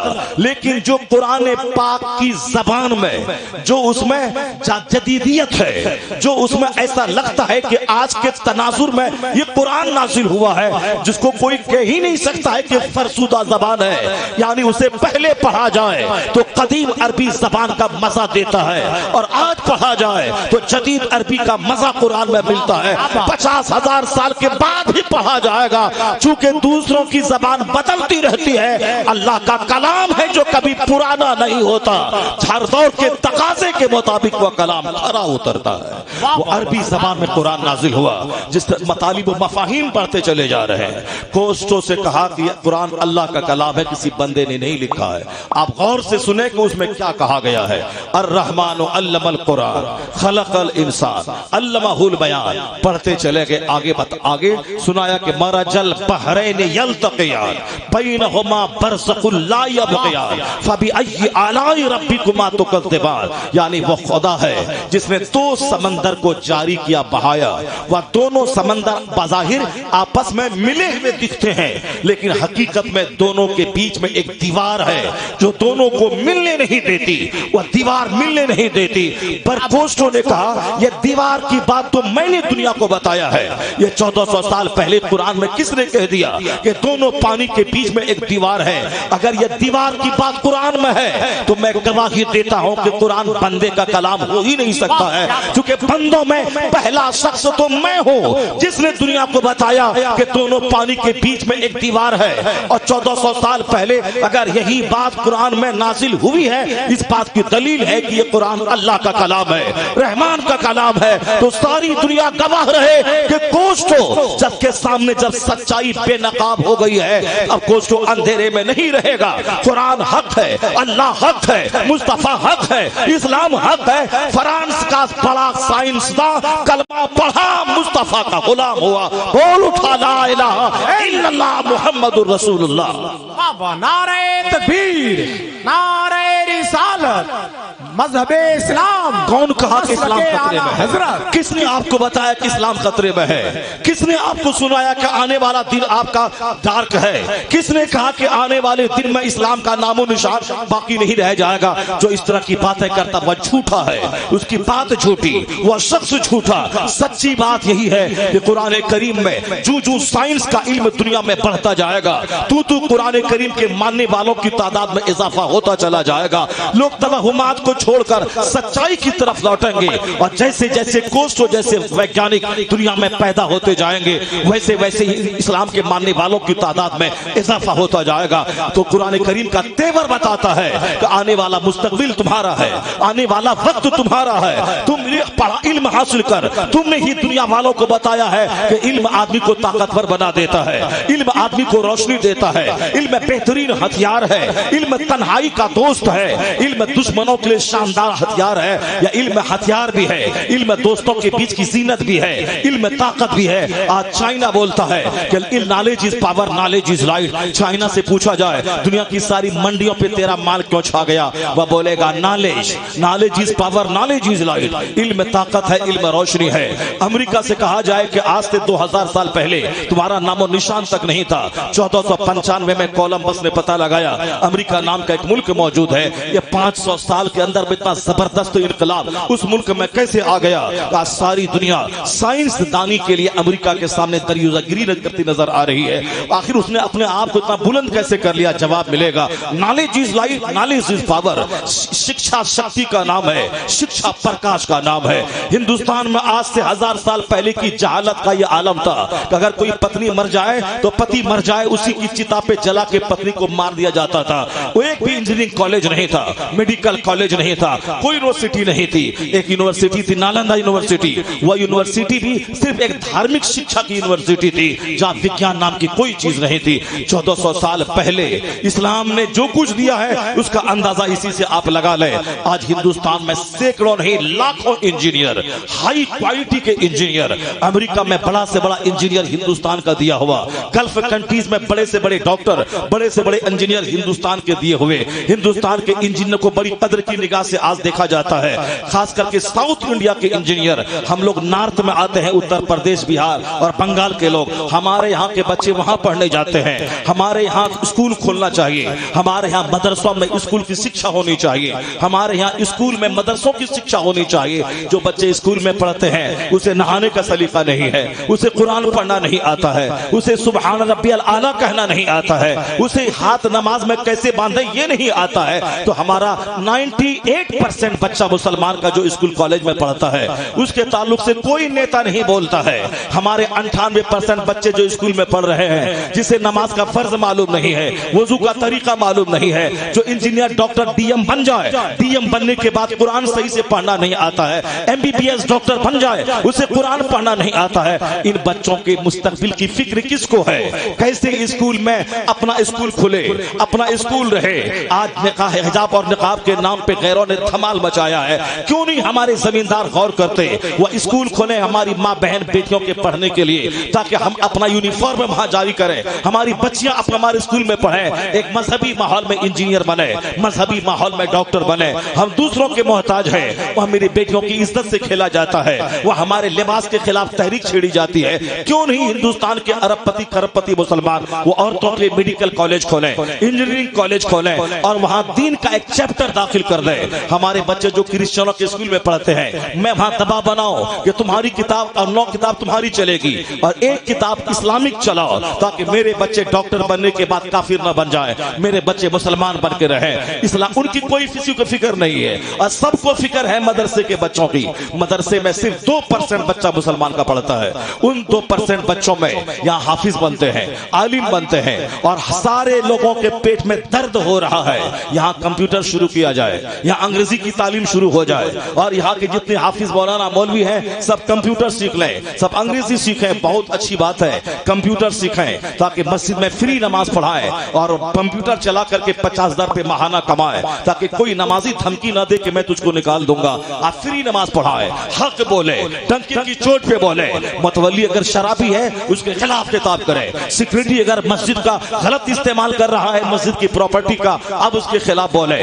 خلاف حق وہاں نہیں بولتا ہے بندہ جہاں روزی روٹی وابستہ ہو جاتی ہے، آدمی ڈر سے نہیں بولتا ہے، نوکری چھوٹے گی میں کیا کھاؤں گا، بچوں کو اسکول میں کیسے پڑھاؤں گا، اسی لیے وہ جاننے کے بعد بھی آنکھ بند کر کے وہ رہتا ہے، حق نہیں بولتا ہے۔ اگر آپ نے کمپیوٹر سیکھ لیا، اگر آپ نے انگریزی سیکھ لی، اگر آپ نے اسکول میں نوکری کر لیا، مسجد میں فری نماز پڑھانے لگے، تو کوئی آپ کو حق بولنے سے روک نہیں پائے گا، چونکہ آپ کی روزی مسجد سے نہیں جڑی ہوئی ہے، آپ کی روزی اسکول سے جڑی ہوئی ہے۔ یہ تو بالکل سچ ہے کہ عالم دین کو انگریزی سیکھنا چاہیے۔ الحمدللہ میں نے بھی مدرسے میں پڑھ کر میٹرک میں پورے اسکول میں سب سے ٹاپ نمبر میں نے لایا، میں نے انٹرمیڈیٹ کیا، میں نے گریجویشن کیا، داڑھی اور پگڑی اور شیروانی کے ساتھ، میں نے انگریزی لٹریچر میں نے ایم اے کیا۔ مدرسے میں پڑھنے کے بعد مدرسے میں بھی پڑھتا تھا اور اس کو کالج میں ایگزام بھی دیتا تھا، وہاں کی تیاری بھی کرتا تھا۔ جب مدرسے میں پڑھنے کے بعد ایک بندہ انگریزی لٹریچر میں ایم اے کر سکتا ہے، پی ایچ ڈی کی ڈگری حاصل کر سکتا ہے، تو کیوں نہیں آپ مدرسے میں پڑھنے کے بعد کمپیوٹر سیکھ سکتے ہیں، انگریزی سیکھ سکتے ہیں۔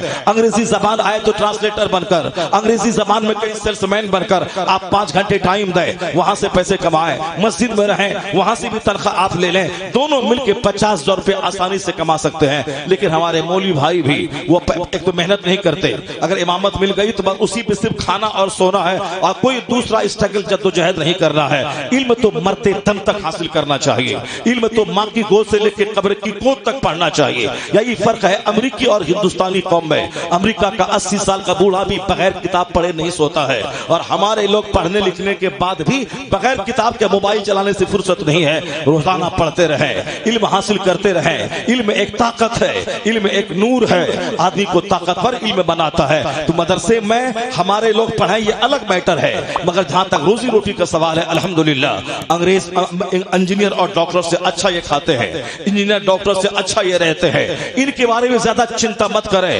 اللہ رب العزت نے ان سے دین کا کام لیا ہے تو اللہ نے ان کی روزی میں برکتیں عطا کر دی ہیں، ان کے 10,000 میں وہ برکتیں ہیں، ان کا چہرہ گلاب کی طرح کھلا رہتا ہے، ان کے کمرے میں داخل ہے کہیں کستوری ہے، کہیں مشک ہے، چاروں طرف کتابیں ہیں، ہر طرف ایک گلاب کی طرح مہک آتی ہے۔ جب جمعہ کے دن ہاتھ میں عصا لے کر سر پہ امامہ باندھ کر مسجد میں خطاب کرتے ہیں، ایسا لگتا ہے جیسے کوئی بادشاہ ہے جو قوم کو خطاب کر رہا ہے، جیسے کوئی کمانڈر ان چیف ہے جو اپنی رعایا کو للکار رہا ہے۔ اس وقت بیرسٹر نیچے ہوتے ہیں، لائر نیچے ہوتے ہیں، اور منبر پر ایک غریب عالم دین ہوتا ہے جو ساری قوم کو للکارتا ہے۔ تو اس کی زندگی عام لوگوں سے زیادہ اچھے سے گزر رہی ہے، ان کے بارے میں زیادہ فکر مت کریں۔ ہماری قوم انہیں تنخواہ بھی دیتی ہے، شاندار کھانا داماد کی طرح روزانہ کھلاتی ہے، یہ آرام سے کھاتے پیتے ہیں۔ ایک بھی مولوی نہیں ملے گا جو بھوکا مر گیا۔ وہ واٹس ایپ کی باتیں الگ ہوتی ہیں اور حقیقت کی دنیا کی باتیں الگ ہوتی ہیں۔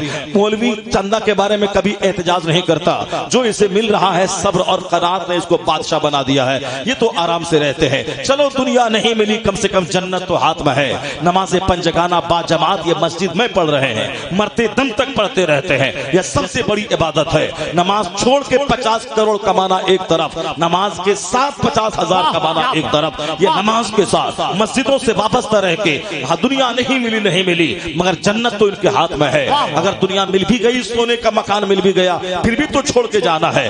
اس کے بارے میں زیادہ چنتا مت کرے، چنتا اس کے بارے میں کرے جہاں 98% بچے ہمارے اسکول میں پڑھتے ہیں، جن بچوں کو وضو کا طریقہ نہیں آتا، جن بچوں کو التحیات اور درود پڑھنا نہیں آتا، جن بچوں کو درود ابراہیمی نہیں آتا، جن بچوں کو سورہ فاتحہ پڑھنا نہیں آتا، ان 98% بچوں کے بارے میں تحریک کوئی نہیں اٹھاتا۔ یہ تحریک اسی اسٹیج سے جاتا ہے کہ مدرسے میں انگریزی کمپیوٹر نافذ ہو۔ اس سے زیادہ ضرورت ہے کہ اسکول میں اسلامیات کا چیپٹر داخل ہونا چاہیے تاکہ ہمارے بچے جہنم جانے سے بچ جائے، انجینئر بن کے کافر نہ ہو جائے، ڈاکٹر بن کے کافر نہ ہو جائے، ہماری بیٹیاں ڈاکٹر بننے کے بعد کافروں کے ساتھ نہ چلی جائیں۔ کل کی ایک خطرناک نیوز آئی ہے، ایک مولوی کی بیوی ایک کافر کے ساتھ شادی رچا لی۔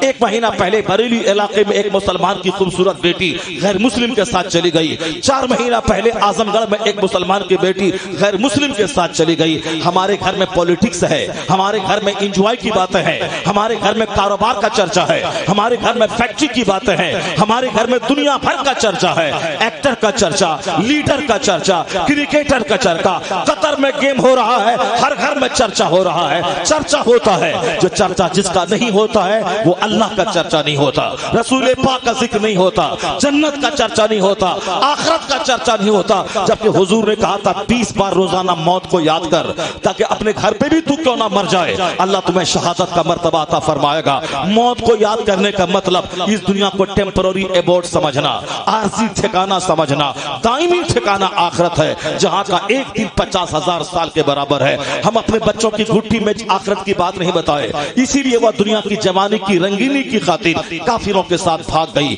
اس کا ذمہ دار وہ باپ ہے جس نے اپنی بیٹی کو 10th کا دروازہ دکھلایا، 11th کا دروازہ دکھلایا، گریجویشن کا دروازہ دکھلایا، مگر دین کا دروازہ نہیں دکھلایا، قرآن حدیث کا دروازہ نہیں دکھلایا، اسے جنت اور آخرت کی بات نہیں بتائی۔ آج اگر وہ لڑکی اجڑ گئی 100% قصور اس باپ کا ہے جس نے اپنی بیٹی کی تربیت کرنے میں ناکام رہا۔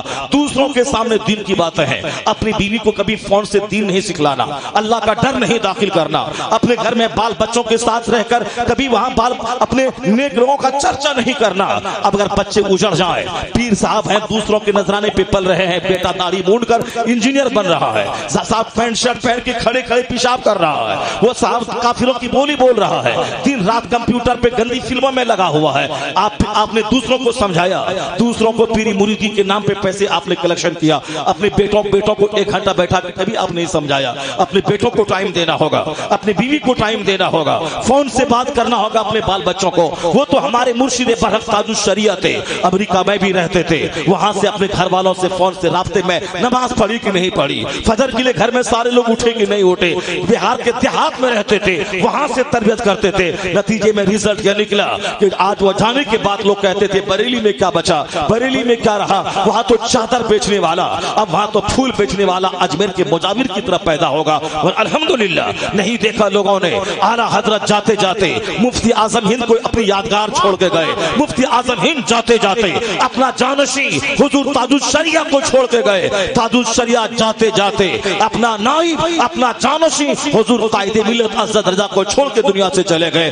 آج جب وہ ختم بخاری کرواتے ہیں، آج جب وہ خطاب کرتے ہیں، آج جب وہ دینی محفلوں میں علماء کا کلاس لیتے ہیں تو ایسا لگتا ہے کہ جو شیر کا بچہ شیر ہوتا ہے، لوگ درسگاہوں میں 25 سال پڑھنے کے بعد اتنا کچھ نہیں سیکھ سکتے جتنا تاج الشریعہ نے 2-4 سال اپنے ساتھ رکھ کر آنکھوں سے آنکھیں ملا کر اپنے بیٹے کے سینے کو علم کے آماجگاہ بنا دیا۔ نعرہ تکبیر، نعرہ رسالت، چادریں وہاں بیچی جاتی ہیں، چادریں وہاں بیچی جاتی ہیں جہاں علم نہیں ہوتا، پھول وہاں بیچا جاتا جہاں علم نہیں ہوتا، لیکن جہاں علم ہوتا وہاں چادر نہیں بیچی جاتی ہے، وہاں پھول نہیں بیچا جاتا ہے۔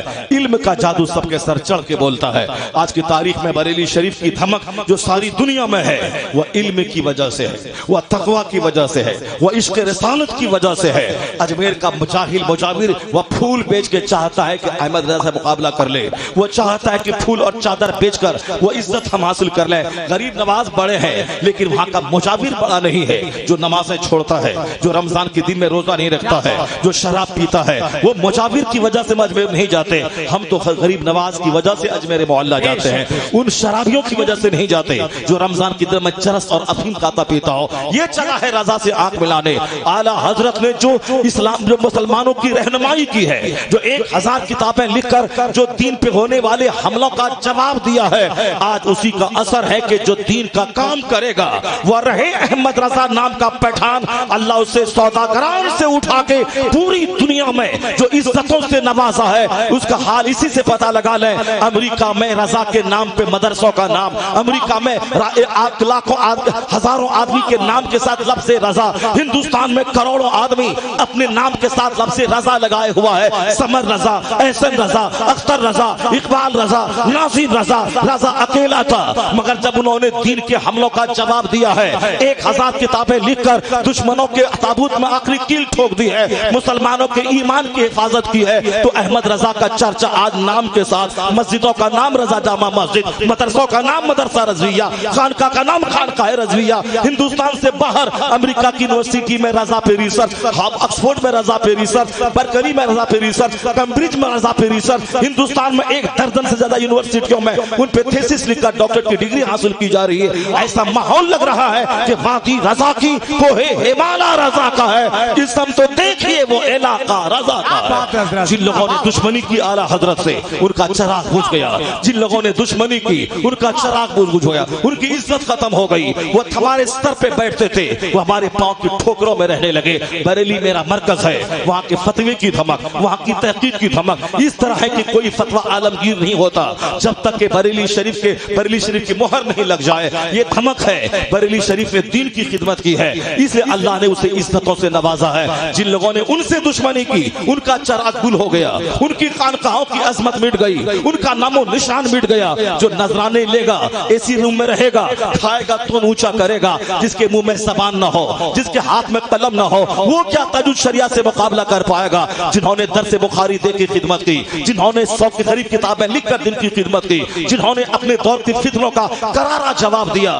خطاب کے ذریعہ، مریدوں کے ذریعہ، تصنیف کے ذریعہ، جو مسلک کے حق کی حفاظت کی ہے، اس کا مقابلہ یہ پھول بیچنے والا کیا کر پائے گا؟ ہر سارے دشمن رضا کے وہ جل کر راکھ ہو گئے، نام و نشان مٹ گیا، لیکن جو رضا سے وابستہ ہوا وہ نیک نام ہو گیا۔ چلنے ان سے جتنے لوگ چلے سب کا چراغ بجھ گیا، سب کا چراغ گل ہو گیا، سب کی مٹی پلید ہو گئی، سب کی عزت مٹی میں مل گئی، سب ان سے چلنے والوں کے گل ہو گئے چراغ۔ احمد رضا کی شمع فروزہ ہے آج بھی، اسی کا دبدبہ ہر طرف ہے۔ علم کی وجہ سے کمزور طاقتور ہو جاتا ہے، علم کی وجہ سے دلوں پہ حکومت کی جاتی ہے، علم کی وجہ سے آج آدمی نیک نام ہو جاتا ہے۔ اعلیٰ حضرت کو ان کے علم نے آج 100 سال ہو گئے ان کے وصال کے، اس کے باوجود ان کے علم نے ان کو زندہ رکھا ہے، ان کے تقوی نے ان کو زندہ رکھا ہے۔ ہندوستان میں الگ الگ فیملیز کے لوگ رہتے ہیں، کوئی پولیٹکس کے لیے مشہور ہیں، کوئی بزنس کے لیے مشہور ہیں، مگر رضا کی فیملی عشق رسالت کے لیے مشہور ہے، رضا کی فیملی عشق رسالت کے لیے مشہور ہے۔ جو رضا سے دور ہوا ممکن ہے کہ وہ رافضیت سے قریب ہو جائے، ممکن ہے کہ خارجیت سے قریب ہو جائے، مگر جو رضا سے زیادہ اٹیچ رہا، ان کی کتاب پڑھتا رہا، ان کا نام لیتا رہا، ان کو اپنا رہنما سمجھتا رہا، ان کو دولت تو نہیں ملے گی دنیا کی، البتہ سب سے بڑی دولت جو ایمان کی دولت ہے وہ دولت اس کے ساتھ رہے گی۔ اور اگر یہ دولت رہی تو اس سے بڑا دھنوان کوئی نہیں ہے، اس سے بڑا مالدار کوئی نہیں ہے۔ مراد آباد کے غریب مسلمانوں، تم پیتل کی فیکٹری میں کام کر کے 10,000 روپے ماہانہ کماتے ہو، کبھی مت سمجھنا کہ میں غریب ہوں۔ نماز پنجگانہ پابندی سے پڑھتے رہنا، روزانہ اپنے گھر میں 10 منٹ کے لیے صحیح قرآن پاک کی تلاوت کرتے رہنا، عالموں سے سچی محبت کرنا اور مدرسوں سے آنا جانا برقرار رکھنا، مصطفیٰ کے مہمانوں کی خدمت کرنا، عالموں سے سچی دوستی کرنا، اپنا ایمان بچانا، تو سب سے بڑا دھنوان ہوگا۔ اس مثال سے سمجھ لے، اگر مکیش امبانی کی بیوی 100 کروڑ کی کار لے کر تیرے پاس آ جائے اور بولے تو میرے گھر میں ایک چاندی سونے کا بت ہے، اس کو سجدہ کر، یا 100 کروڑ کی کار میں تجھ کو دے دوں گی، مجھے یقین ہے کہ پیتل بنا کر 10,000 ماہانہ کمانے والا وہ یہی جواب دے گا، میں تمہاری کار پہ تھوک دوں گا مگر ایمان کا سودا نہیں کروں گا، ایمان کا سودا نہیں کروں گا۔ تو جو دولت اللہ نے آپ کو دی ہے وہ خربوں کے گھر سے بڑی دولت ہے، جو دولت اللہ نے دی ہے وہ خربوں کی کار سے بڑی دولت ہے، جو دولت اللہ نے دی ہے وہ سونے چاندی کے مکان سے بڑی دولت ہے۔ اس دولت کی حفاظت رہے، یہ دولت مرتے دم تک ساتھ رہے، ورنہ بہت سارے لوگ ہیں مسلمان تھے پہلے، مرتے وقت مسلمان نہیں رہے، مرتے وقت ایمان چلا گیا۔ اسے اس دولت کی حفاظت کرنے کے لیے، دولت کی حفاظت کیسے ہوگی ہوگی, कैसे कहां से वो दौलत लूटने से बचेगी, उससे रिश्ता मजबूत करना होगा. आलिम दीन के पास बैठेंगे तो फुटबॉल की बात नहीं करता है, वो क्रिकेट की बात नहीं करता है, वो फिल्म की बात नहीं करता है. आलिम के पास जब भी बैठते हैं वो कुरान की बात करता है, वो हदीस की बात करता है, कुरान पाक की रोशनी में हमें जन्नत का रास्ता दिखलाता है. इसलिए आलिम से दुश्मनी आदमी को तबाह बर्बाद कर डालेगी और आलिम की दोस्ती आदमी के ईमान की हिफाजत की जिम्मेदारी अदा कर देगी. हजरत सुफियान सौरी जिंदगी के जवानी के भी अहद में है, मगर उन्होंने जवानी में झुक के चलना शुरू कर दिया. लोगों ने पूछा, हुजूर आप आलिम दीन मुहद्दिस कबीर हैं, ये और बात है, मगर उम्र का भी तकाजा है, आप जवान हैं, इस वक्त कमर क्यों झुक गई आपकी? कहा जिंदगी का एक हादसा मेरी कमर को झुका दिया. कहा वह कौन सा हादसा था? कहा मेरे बचपन के 3 उस्ताद थे, वह तीनों बहुत काबिल लाइक 5 उस्ताद थे और बहुत बासलाहियत और बहुत बड़े आबिद थे. दिन भर रोजा रखते, रात भर क़याम करते, नमाज पढ़ते, मगर मरने से पहले पहले तीनों का अंजाम बुरा हो गया. एक यहूदी होके मर गया, एक नसरानी होके मर गया, एक मजूसी होके मर गया. मुहद्दिस कबीर सुफियान सौरी कहते हैं, जब से मैंने अपने इन 3 असातिज़ा का अंजाम बुरा देखा, मेरी जिंदगी से सुकून उड़ गया है. अब एक ही फिक्र सताती है कि मेरा क्या होगा. इतने बड़े मुहद्दिस कबीर कहते हैं, इनका अंजाम बद देखने के बाद अब मैं अपने रब से कुछ नहीं मांगता हूं, बस सिर्फ एक ही दुआ करता हूं, मालिक कुछ रहे या ना रहे, मरते वक्त ईमान सलामत रहे. ये दुआ वक्त. इतने बड़े मुहद्दिस जो लोग जिंदगी भर गुटखा खाते हैं, जिंदगी भर झूठों की सोहबत में रहते हैं, जिंदगी भर झूठ गीबत चुगलखोरी के माहौल में रहते हैं, एक वक्त की नमाज नहीं पढ़ते हैं और वो ये सोचते हैं कि जन्नत मेरी जागीर है, उससे बड़ा झूठा कोई नहीं है. यहाँ तो मुहद्दिस कबीर नमाज पंजगाना का पाबंद, बहुत बड़े मुत्तकी वलियों की जमात के इमाम, इनकी सोच इतनी बुलंद है कि रोते हैं और रात रात भर अल्लाह के हुजूर ईमान की सलामती की दुआ करते हैं. और यहाँ न तकवा है न इल्म है, उसके बावजूद घमंड है कि जन्नत मेरी जागीर है. इसका मतलब है कि हमने कांच को सोना समझ लिया है. सोना अलग चीज है. इन बुजुर्गों की जिंदगी का मुताला करने से सीने का घमंड दूर होता है, यहाँ का गुरूर चकनाचूर होता है, आदमी को एहसास होता है मुझे क्या करना था, किस काम के लिए पैदा हुआ हूँ, मैं क्या कर रहा हूँ. इसलिए नेकों से रिश्ता नाता जुड़ा रहे, आलिमों से संबंध बना रहे और अपने से दूसरों को फायदा पहुंचाना चाहे, कष्ट नहीं पहुंचाएं. जहां से मैंने गुफ्तगू का आगाज किया था, मैं वही गुफ्तगू को मैं खत्म कर रहा हूं. आपके दिल को एक खुशी में देना चाहता हूं. वो खुशी यही कि आज सारे लोग कहते हैं कि इस्लाम का मुस्तकबिल खतरे में है, मगर मेरा खुदा कहता है, हुवल्लज़ी अरसला रसूलहु बिल हुदा व दीनिल हक. वो अल्लाह है जिसने अपने रसूल को हिदायत और दीन हक के साथ भेजा है ताकि इस्लाम को सारे मज़ाहिब पे गालिब कर दे. इस्लाम गालिब होने आया है, मगलूब होने नहीं आया है. अल्लाह कहता है, ये काफिर युरीदून लियुत्फिउ नूर अल्लाह बिअफ़वाहिहिम, अपने मुंह से इस्लाम का नूर बुझाना चाहते हैं. वल्लाहु मुतिम्मु नूरी, अल्लाह उस नूर को पूरा करना चाहता है. तो अल्लाह जो चाहता है वो होगा, बंदा जो चाहता है वो नहीं होगा. है नूरे खुदा कुफ्र की हरकत पे खंदाजन, फूकों से चिराग बुझाया ना जाएगा उसके. और हुजूर ने फरमाया, ला यब्का अला ज़हरिल अर्द बैतु मदरियों वाला वब्र इल्ला अदखलहुल्लाहु कलिमतल इस्लाम. इस धरती पर कोई कच्चा पक्का घर नहीं बचेगा मगर वहां अल्लाह इस्लाम का कलमा दाखिल फरमा देगा. यानी दुनिया के हर घर में इस्लाम पहुंचेगा, हर फूस और पुख्ता के मकान में इस्लाम पहुंचेगा. ये मुस्तफा कहते हैं. और यूरोप का दानिशवर डॉक्टर बर्नार्ड शॉ ने कहा था, if any religion has a chance of ruling over England ने Europe with in the next 100 years, it is इस्लाम. कोई मौलाना बोलता तो लोग कहते मौलाना खुशफहमी में मुब्तला है. कोई हिंदुस्तान के राइटर बोले वो कमजोर राइटर किसी को खुश करने के लिए बोल रहा है.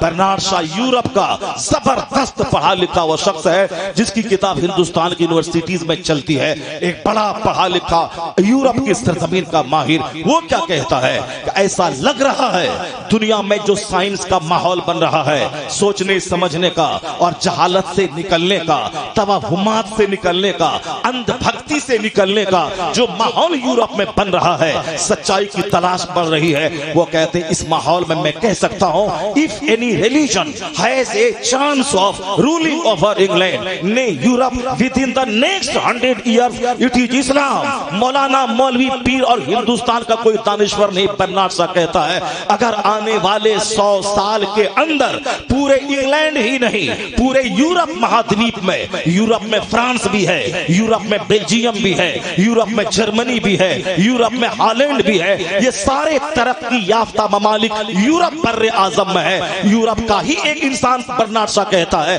अगर आने वाले 100 साल में सिर्फ इंग्लैंड नहीं यूरोप महाद्वीप में अगर कोई मजहब हुकूमती मजहब बनने वाला है तो मजहब इस्लाम बनने वाला है।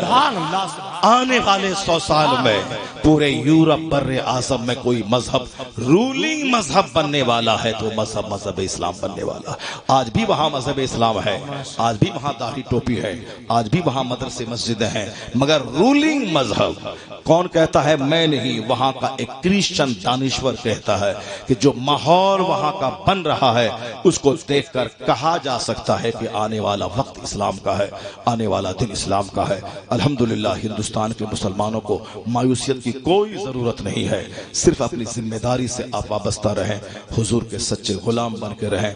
जो भी खुराफात चोर दरवाजे से मेरी जिंदगी में दाखिल हो गए हैं उन सारी चीजों को अपने से दूर करें। मैंने नेताजी के आने से पहले मैंने एक मफहूम दिया था कि वो पंडित जी जो अपनी असलियत से जुड़े हुए हैं, सीएम की कुर्सी पर बैठने के बाद भी उन्होंने अपनी लुंगी नहीं छोड़ी, अपना हाफ कुर्ता नहीं छोड़ा। तो हमारे जो बच्चे जिस तरह से परवान चढ़ते जाएं, आगे बढ़ते जाएं, वो भी उनको देख के सबक हासिल करके अहद कर लें, चाहे मैं जितनी तरक्की करता चला जाऊं मगर मैं बुनियाद से जुड़ा रहूंगा। मेरा लिबास इस्लामी, मेरी बात इस्लामी, मेरा माहौल इस्लामी, मेरा इन्वायरमेंट इस्लामी। अगर ऐसा रहा तो मुस्तफा की मदद आपके साथ, गौसे आजम की अता आपके साथ, अल्लाह की रहमतें आपके साथ, आपकी मेहनत रही तो दुनिया की दूसरी कौम में बाद में सबसे आगे मुस्तफा का गुलाम चलता चला जाएगा। मांगते फिरते हैं अगयार से मिट्टी के चराग, अपने खुर्शीद पे फैला दिए साए हमने अपने मजहब, अपने मदरसे, अपनी किताबों पे हमने साया डाल दिया, पर्दा डाल दिया। इस दूसरों के नॉवेल पढ़ते हैं, दूसरों की हिस्ट्री पढ़ते हैं, दूसरों का ड्रामा पढ़ते हैं, दूसरों की मिसाल देते हैं, दूसरों की गुफ्तगू सुनते हैं, अपने लोगों की गुफ्तगू नहीं सुनते। रविशंकर को सुनने की कोई जरूरत नहीं है, अपने दीनी रहनुमा को सुने। मुरारी बापू को सुनने की कोई जरूरत नहीं है, अपने मजहबी रहनुमा को सुने। आपके मजहबी रहनुमा को भी चाहिए वो इस 1-2 घंटे का इस्तेमाल ऑल फॉल किस्सा कहानी और साहब और नाटोंगी और ड्रामे कॉमेडी में नहीं बल्कि जो सच्ची बातें हैं उसमें गुजारें। लोगों को एक मजाज दें, लोगों को सोचने समझने के लिए अंदर से प्रमोट करें, मोटिवेशन दिलाएं, लोगों को तहरीक दिलाएं, शौक दिलाएं, नफरत नहीं दिलाएं, मायूसियत की बातें नहीं करें, लोगों को शौक दिलाएं। इस्लाम बशारत में यकीन करता है, नफरत में नहीं। हुजूर ने कहा था बशरू वला तुनफ्फिरू, खुशखबरी सुनाइए, नफरत मत दिलाइए। यस्सरू, आसानियां पैदा कीजिए, वला तुअस्सरू, मुश्किल मत पैदा कीजिए। मुश्किलात नहीं, आसानियां पैदा कीजिए, नफरत नहीं, बशारत सुनाइए। अल्हम्दुलिल्लाह मैंने इस 1.5-2 घंटे की गुफ्तगू में कोशिश किया था कि आप तक मैं आपके दिलों को एक खुशी अता कर दूं, ताकि आपको लगे कि हमारा जो मुस्तकबिल है इस साइंटिफिक विकास के जमाने में बड़ा खूबसूरत मुस्तकबिल है, बड़ा सुनहरा मुस्तकबिल है। हिंदुस्तान में तो मीडिया वालों के हंगामे में हम थोड़ा मायूस रहते हैं, मगर यहाँ से बाहर आप जाके देखें, कोई दिन ऐसा नहीं गुजरता जिस दिन कोई साइंटिस्ट कलमा पढ़ के मुसलमान न होता हो। कोई वक्त ऐसा नहीं गुजरता जिस दिन यूरोप का एक दानिश्वर पढ़ा लिखा आदमी कलमा पढ़ के मोमिन न बनता हो। हिंदुस्तान में भी हमारी 2-4 बेटियां जाहिल बाप की जाहिल बेटियां, वो भले ही उधर चली जाएं, अब वो भी सच्ची बात है कि नहीं कि मीडिया का हंगामा है, वो अल्लाह आलम भी सवाब, मगर सच्चाई का दूसरा पहलू यह है कि मेरे मुल्क में भी कोई दिन ऐसा नहीं गुजरता जिस दिन जाहिल नहीं पढ़ा लिखा स्कॉलर कलमा पढ़ के मोमिन बनता चला जा रहा है। क्योंकि उस रिपोर्ट को दिखलाया नहीं जाता, उसको हाईलाइट नहीं किया जाता है। चंद शरीरों ने हिंदुस्तान का खूबसूरत माहौल बिगाड़ना चाहा है, मगर मुझे यकीन है कि मेरा खुदा है, मेरा खुदा हर वक्त मेरा साथ देता है। 2 سال پہلے ہندوستان کے 40 کروڑ مسلمان مایوس تھے، میری چیخ و پکار دب کے رہ گئی، میرا احتجاج مظاہرہ اس پہ کوئی اثر حکومت کا نہیں پڑا، حکومت نے اس کی کوئی نوٹس نہیں لیا، مگر ہماری دعائیں، ہمارے بزرگوں کی دعائیں کام آئیں جو رات رات بھر رو کے دعا کرتے تھے مسجدوں میں تہجد کی نماز میں، ان کی دعائیں رنگ لائیں کہ ہوانگ سٹی سے ایک چھوٹا سا کیڑا آ گیا ہندوستان، اور وہ کیڑا اس طرح ان طاقتوروں کو غرور توڑ دیا کہ بس سب کچھ بھول کر کے اسی کیڑے کے کوارنٹائن میں لگ گئے، آئسولیشن میں لگ گئے۔ لوگ کہتے تھے پتہ نہیں کیا ہوگا اس NRC کا، الحمدللہ اس کیڑے نے وہ دھمال مچا دیا، یہ سب کا غرور توڑ کے بتا دیا زیادہ اکڑنا مت، زیادہ بگڑنا مت، زیادہ ظلم مت کرنا، تمہارے چاہنے سے سب کچھ نہیں ہوتا ہے، وہی ہوتا ہے جو منظور خدا ہوتا ہے۔ واہ واہ۔ اس لیے جس اللہ نے آپ کو عزت دلائی، جس اللہ نے اس سنکٹ کی گھڑی میں آپ کی مدد کی، ورنہ سارا مسلمان پریشان تھا، کوئی صاحب Aadhaar card, PAN card, I card, election I card اور پاس بک سب کو درست کرنے کے لوگ کچہری دوڑ رہے تھے، الحمدللہ ابھی تھوڑا سا ماحول اچھا بنا ہے۔ تو جو رب ہمیشہ آپ کا ساتھ دیتا ہے تو خوشحالی کے زمانے میں اپنے وقت کا صحیح استعمال کیجیے، جب ابھی امن کا زمانہ ہے، امن کے زمانے میں عبادت زیادہ کیجیے، امن کے زمانے میں تلاوت زیادہ کیجیے۔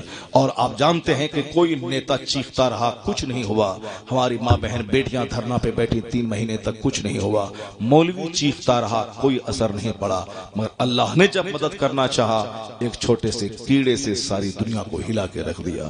جس طرح نمرود کو اللہ نے سلطنت دی تھی، وہ غلط استعمال ہوا تو چھوٹا سا کیڑا اس کے غرور کو توڑ کے مار ڈالا، اسی طرح آج کا نمرود بھی اگر نہیں سنبھلے گا تو اللہ رب العزت کو اس نمرود کو ٹھکانے لگانا آتا ہے، جو کل کے بڑے نمرود کو بھی اسی معمولی سی مچھر سے تباہ کیا تھا، آج کے نمرود کو بھی معمولی مچھر سے تباہ کرنے کی طاقت وہ اللہ رکھتا ہے۔ اس لیے آپ کا کوئی کچھ نہیں بگاڑ پائے گا۔ آپ نماز نہیں پڑھتے ہیں اپنا بگاڑ رہے ہیں، مدرسوں کو اجاڑ رہے ہیں اپنا بگاڑ رہے ہیں، آپ کافروں کی طرح شادی بیاہ کر رہے ہیں اپنا بگاڑ رہے ہیں۔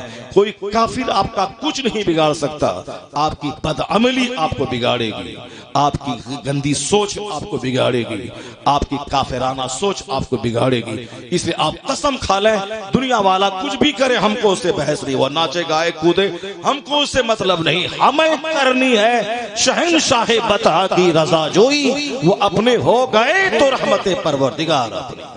اللہ تبارک و تعالی ہم کو اور آپ کو سبوں کو نیک بننے کی توفیق عطا فرمائے۔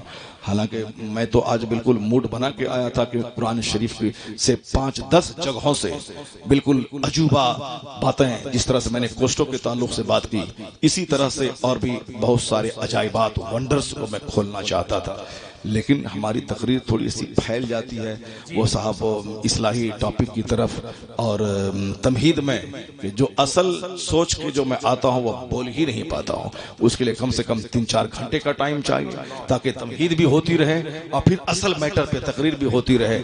مگر میں تو تھکوں گا نہیں 4 گھنٹے میں، مگر آپ ہی تھک جائیں گے، آپ ہی تھک جائیں گے۔ اس لیے مجھے آپ کا بھی خیال ہے، اور آپ میں پھر دوبارہ میں اس کو ریپیٹ کرتا ہوں، میں تو جوان ہوں مگر ہمارے ہم سے 2 گنی عمر کے ہمارے ڈاکٹر صاحب کس قدر تعجب کے بات ہے، کس قدر اسٹیل باڈی رکھتے ہیں کہ آج گھنٹوں سے بیٹھ کر انہوں نے میرے خیال سے پہلی بار ہندوستان کی تاریخ میں میری نگاہ میں کوئی سانسد ہوگا، کوئی ایم پی ہوگا جو بیٹھ کر کے 2 گھنٹے کی تقریر سنا ہوگا ہندوستان کی تاریخ میں ماشاءاللہ۔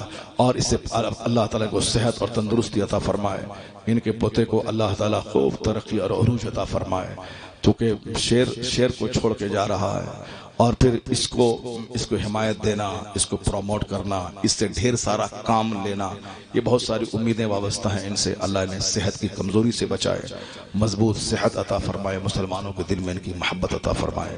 ہمارے حاجی عارف صاحب، ان کے بیٹے عامر سہیل، ان کے سارے بھائیوں کو اللہ خوب دینی خدمت کی توفیق عطا فرمائے۔ ایک بھی آدمی تو کوئی برائی بیان کرتا مگر نہیں، جس سے بھی ملاقات ہوئی سب نے اس اخلاق کی ہی تعریف کی، بڑے اچھے ہیں، بڑے خلیق لوگ ہیں ماشاءاللہ، ورنہ اتنے لوگ اپنے گھروں سے چل کے اس رات کے اس آخری پہر تک نہیں رہتے۔ یہ ان کی دینداری، یہ ان کی خدمت خلق اور ان کی محبتیں ہیں جس کی وجہ سے اتنے سارے لوگ، ورنہ شخصی محفل میں لوگ نہیں آتے ہیں، جنرل محفل میں لوگ آ جاتے ہیں، جہاں لوگوں سے چندہ لیا جائے وہاں لوگ آ جاتے ہیں، مگر ایک آدمی مدرسہ چلاتا ہو، ایک آدمی جلسے کا خرچ اٹھاتا ہو، اس طرح کی محفلوں میں لوگ کم جاتے ہیں، چونکہ وہاں انڈیویزول کسی ایک آدمی کی مجلس سمجھ بیٹھتے ہیں، مگر الحمدللہ ان کا اخلاق اتنا اونچا ہے، اتنا سارا بڑا مجمع آیا۔ یہ تو میں تھوڑا تاخیر سے میں بیٹھا اس لیے بہت سارے لوگ چلے گئے، مگر اس گفتگو کو سنانے کا ٹائم وہی تھا کہ 10 سے لے کے 12 تک بہت سارے لوگ جو چلے گئے، جو میں نے کچھ آپ سے کہا یہ بات تو وہ سن نہیں پائے، اس لیے شروع میں جب نوجوان لوگ رہیں اس وقت میں گفتگو ہو، ہم لوگوں کا کام ہے پریاس کرنا، کوشش کرنا، باقی کسی کے گلے میں چادر ڈال کے مسجد گھسانا یہ نہ نبی پہ فرض تھا نہ مولانا پہ فرض ہے۔ نبی بھی صرف قرآن کریم پڑھ کے سرکار سناتے تھے، انہی لاکھوں میں سے کھنچ کے چند لوگ کلمہ پڑھ لیتے تھے، اور یہی ذمہ داری علماء کی ہے، اچھے طریقے سے مثالیں دے کر قرآن شریف پڑھ کے سنائیں، سمجھائیں، دل ہی تو ہے، اس دل پہ جب دو چار بات لگتی ہے تو اثر کر جاتی ہے، تو اس کے لیے اچھا ماحول، اچھا وقت دینا چاہیے۔ اگر ہم نے اخیر ٹائم میں سب کام کیا، جب مجلس چلی ختم ہو رہی ہو تو یہ سسٹم کے خلاف کام ہے، تو سسٹم سے کام کریں، دن میں مجلسیں کریں، پڑھے لکھے لوگوں کے لیے الگ مجلس کریں، جس کو ٹیچر ہیں جو آفس میں کام کرتے ہیں ان لوگوں کے لیے الگ سے مجلسیں منعقد کریں، سارے ٹیچر، سارے پروفیسر، سارے نوکری پیشہ لوگ رہیں گے، دن میں 2 گھنٹے کی تقریر مجلس ہوگی، کوشش پریاس تو کرنا پڑے گا، جس طرح دوسرے لوگ کرتے ہیں آپ کو بھی کرنا ہوگا۔ اسی مراد آباد کا ایک ارب پتی اپنی بیٹی کی شادی مسجد میں کروا دی، اور جو پیسے بچے 2 کروڑ روپے انہوں نے تبلیغی جماعت کے فنڈ میں چندہ دے دیا۔ اب آپ بتائیں کہ بیٹی کی شادی کروا رہے ہیں مسجد میں، اور جو فضول خرچی کے 2 کروڑ بچے جماعت میں چندہ دے دیا۔ کاش میرے بھی سیٹ، میرے بھی ایکسپورٹر وہ اپنی بیٹی کی شادی مسجد میں کروا لیں اور یہ 2 کروڑ پہ مسلک اعلیٰ حضرت کی خدمت کے لیے دے دیں۔ اگر اس طرح کا کام ہوگا پھر کیا ہے، باطل دب جائے گا اور حق کا جادو سب کے سر چڑھ کے بولے گا۔ ہمارے لوگوں کو تو صرف نام و نمود سے فرصت ہی نہیں ہے، چادر گاگر سے فرصت ہی نہیں ہے کہ وہ کوئی تخلیقی کام کریں، کوئی تعمیری کام کریں، اس لیے فضولیات سے بچ کر جو کام دیر پا ہو وہ کام کرنا چاہیے، ایجوکیشن پہ زیادہ دھیان دینا چاہیے۔ مدرسہ جو غریب ہے، جہاں بچے کم پڑھتے ہیں، زیادہ بچے پڑھیں، انگریزی کی تعلیم ہو۔ سارے لوگ تو چندہ کر کے چلا ہی رہے مدرسہ، مگر ایکسپورٹر لوگ ایسا مدرسہ چلائیں جہاں بچوں کے کھانے پینے کا انتظام، رہنے سہنے کا انتظام، ایک کمرے میں 2 بچے رہیں، اسکول کے ہاسٹل کی طرح سب مینیج رہے، گارڈن رہے، اور سب بچوں کے کھیلنے کا انتظام رہے، تاکہ ایک آدمی جب بچے کو پڑھانا چاہے، ارب پتی میں کہاں بھیجوں، جنرل مدرسے کا حال کیا ہے سب کو معلوم ہے، تو اب مالداروں کے بچوں کو پڑھانے کے لیے آپ کو اپنے یہاں کا مینجمنٹ خوبصورت کرنا پڑے گا۔ اگر 2-4 مالدار کے بچے پڑھ کے عالم بن کے بربادی سے بچ گئے تو سمجھ لیں کہ بہت بڑا احسان ہو جائے گا۔ اللہ تبارک و تعالی ہم کو اور آپ کو سبوں کو خوب محنتیں کرنے کی توفیق عطا فرمائے، اس مجلس کو اللہ قبول فرمائے، اس مدرسے کو اللہ عروج اور ترقی عطا فرمائے، ہمارے حاجی صاحب کو دن دوگنی رات چگنی ترقی عطا فرمائے، اور خوب انہیں مسلک اعلیٰ حضرت کی دھوم مچانے کی توفیق عطا فرمائے۔ ہمارے نیتا جی ان کے پوتے کو خوب اللہ لمبی عمر عطا فرمائے۔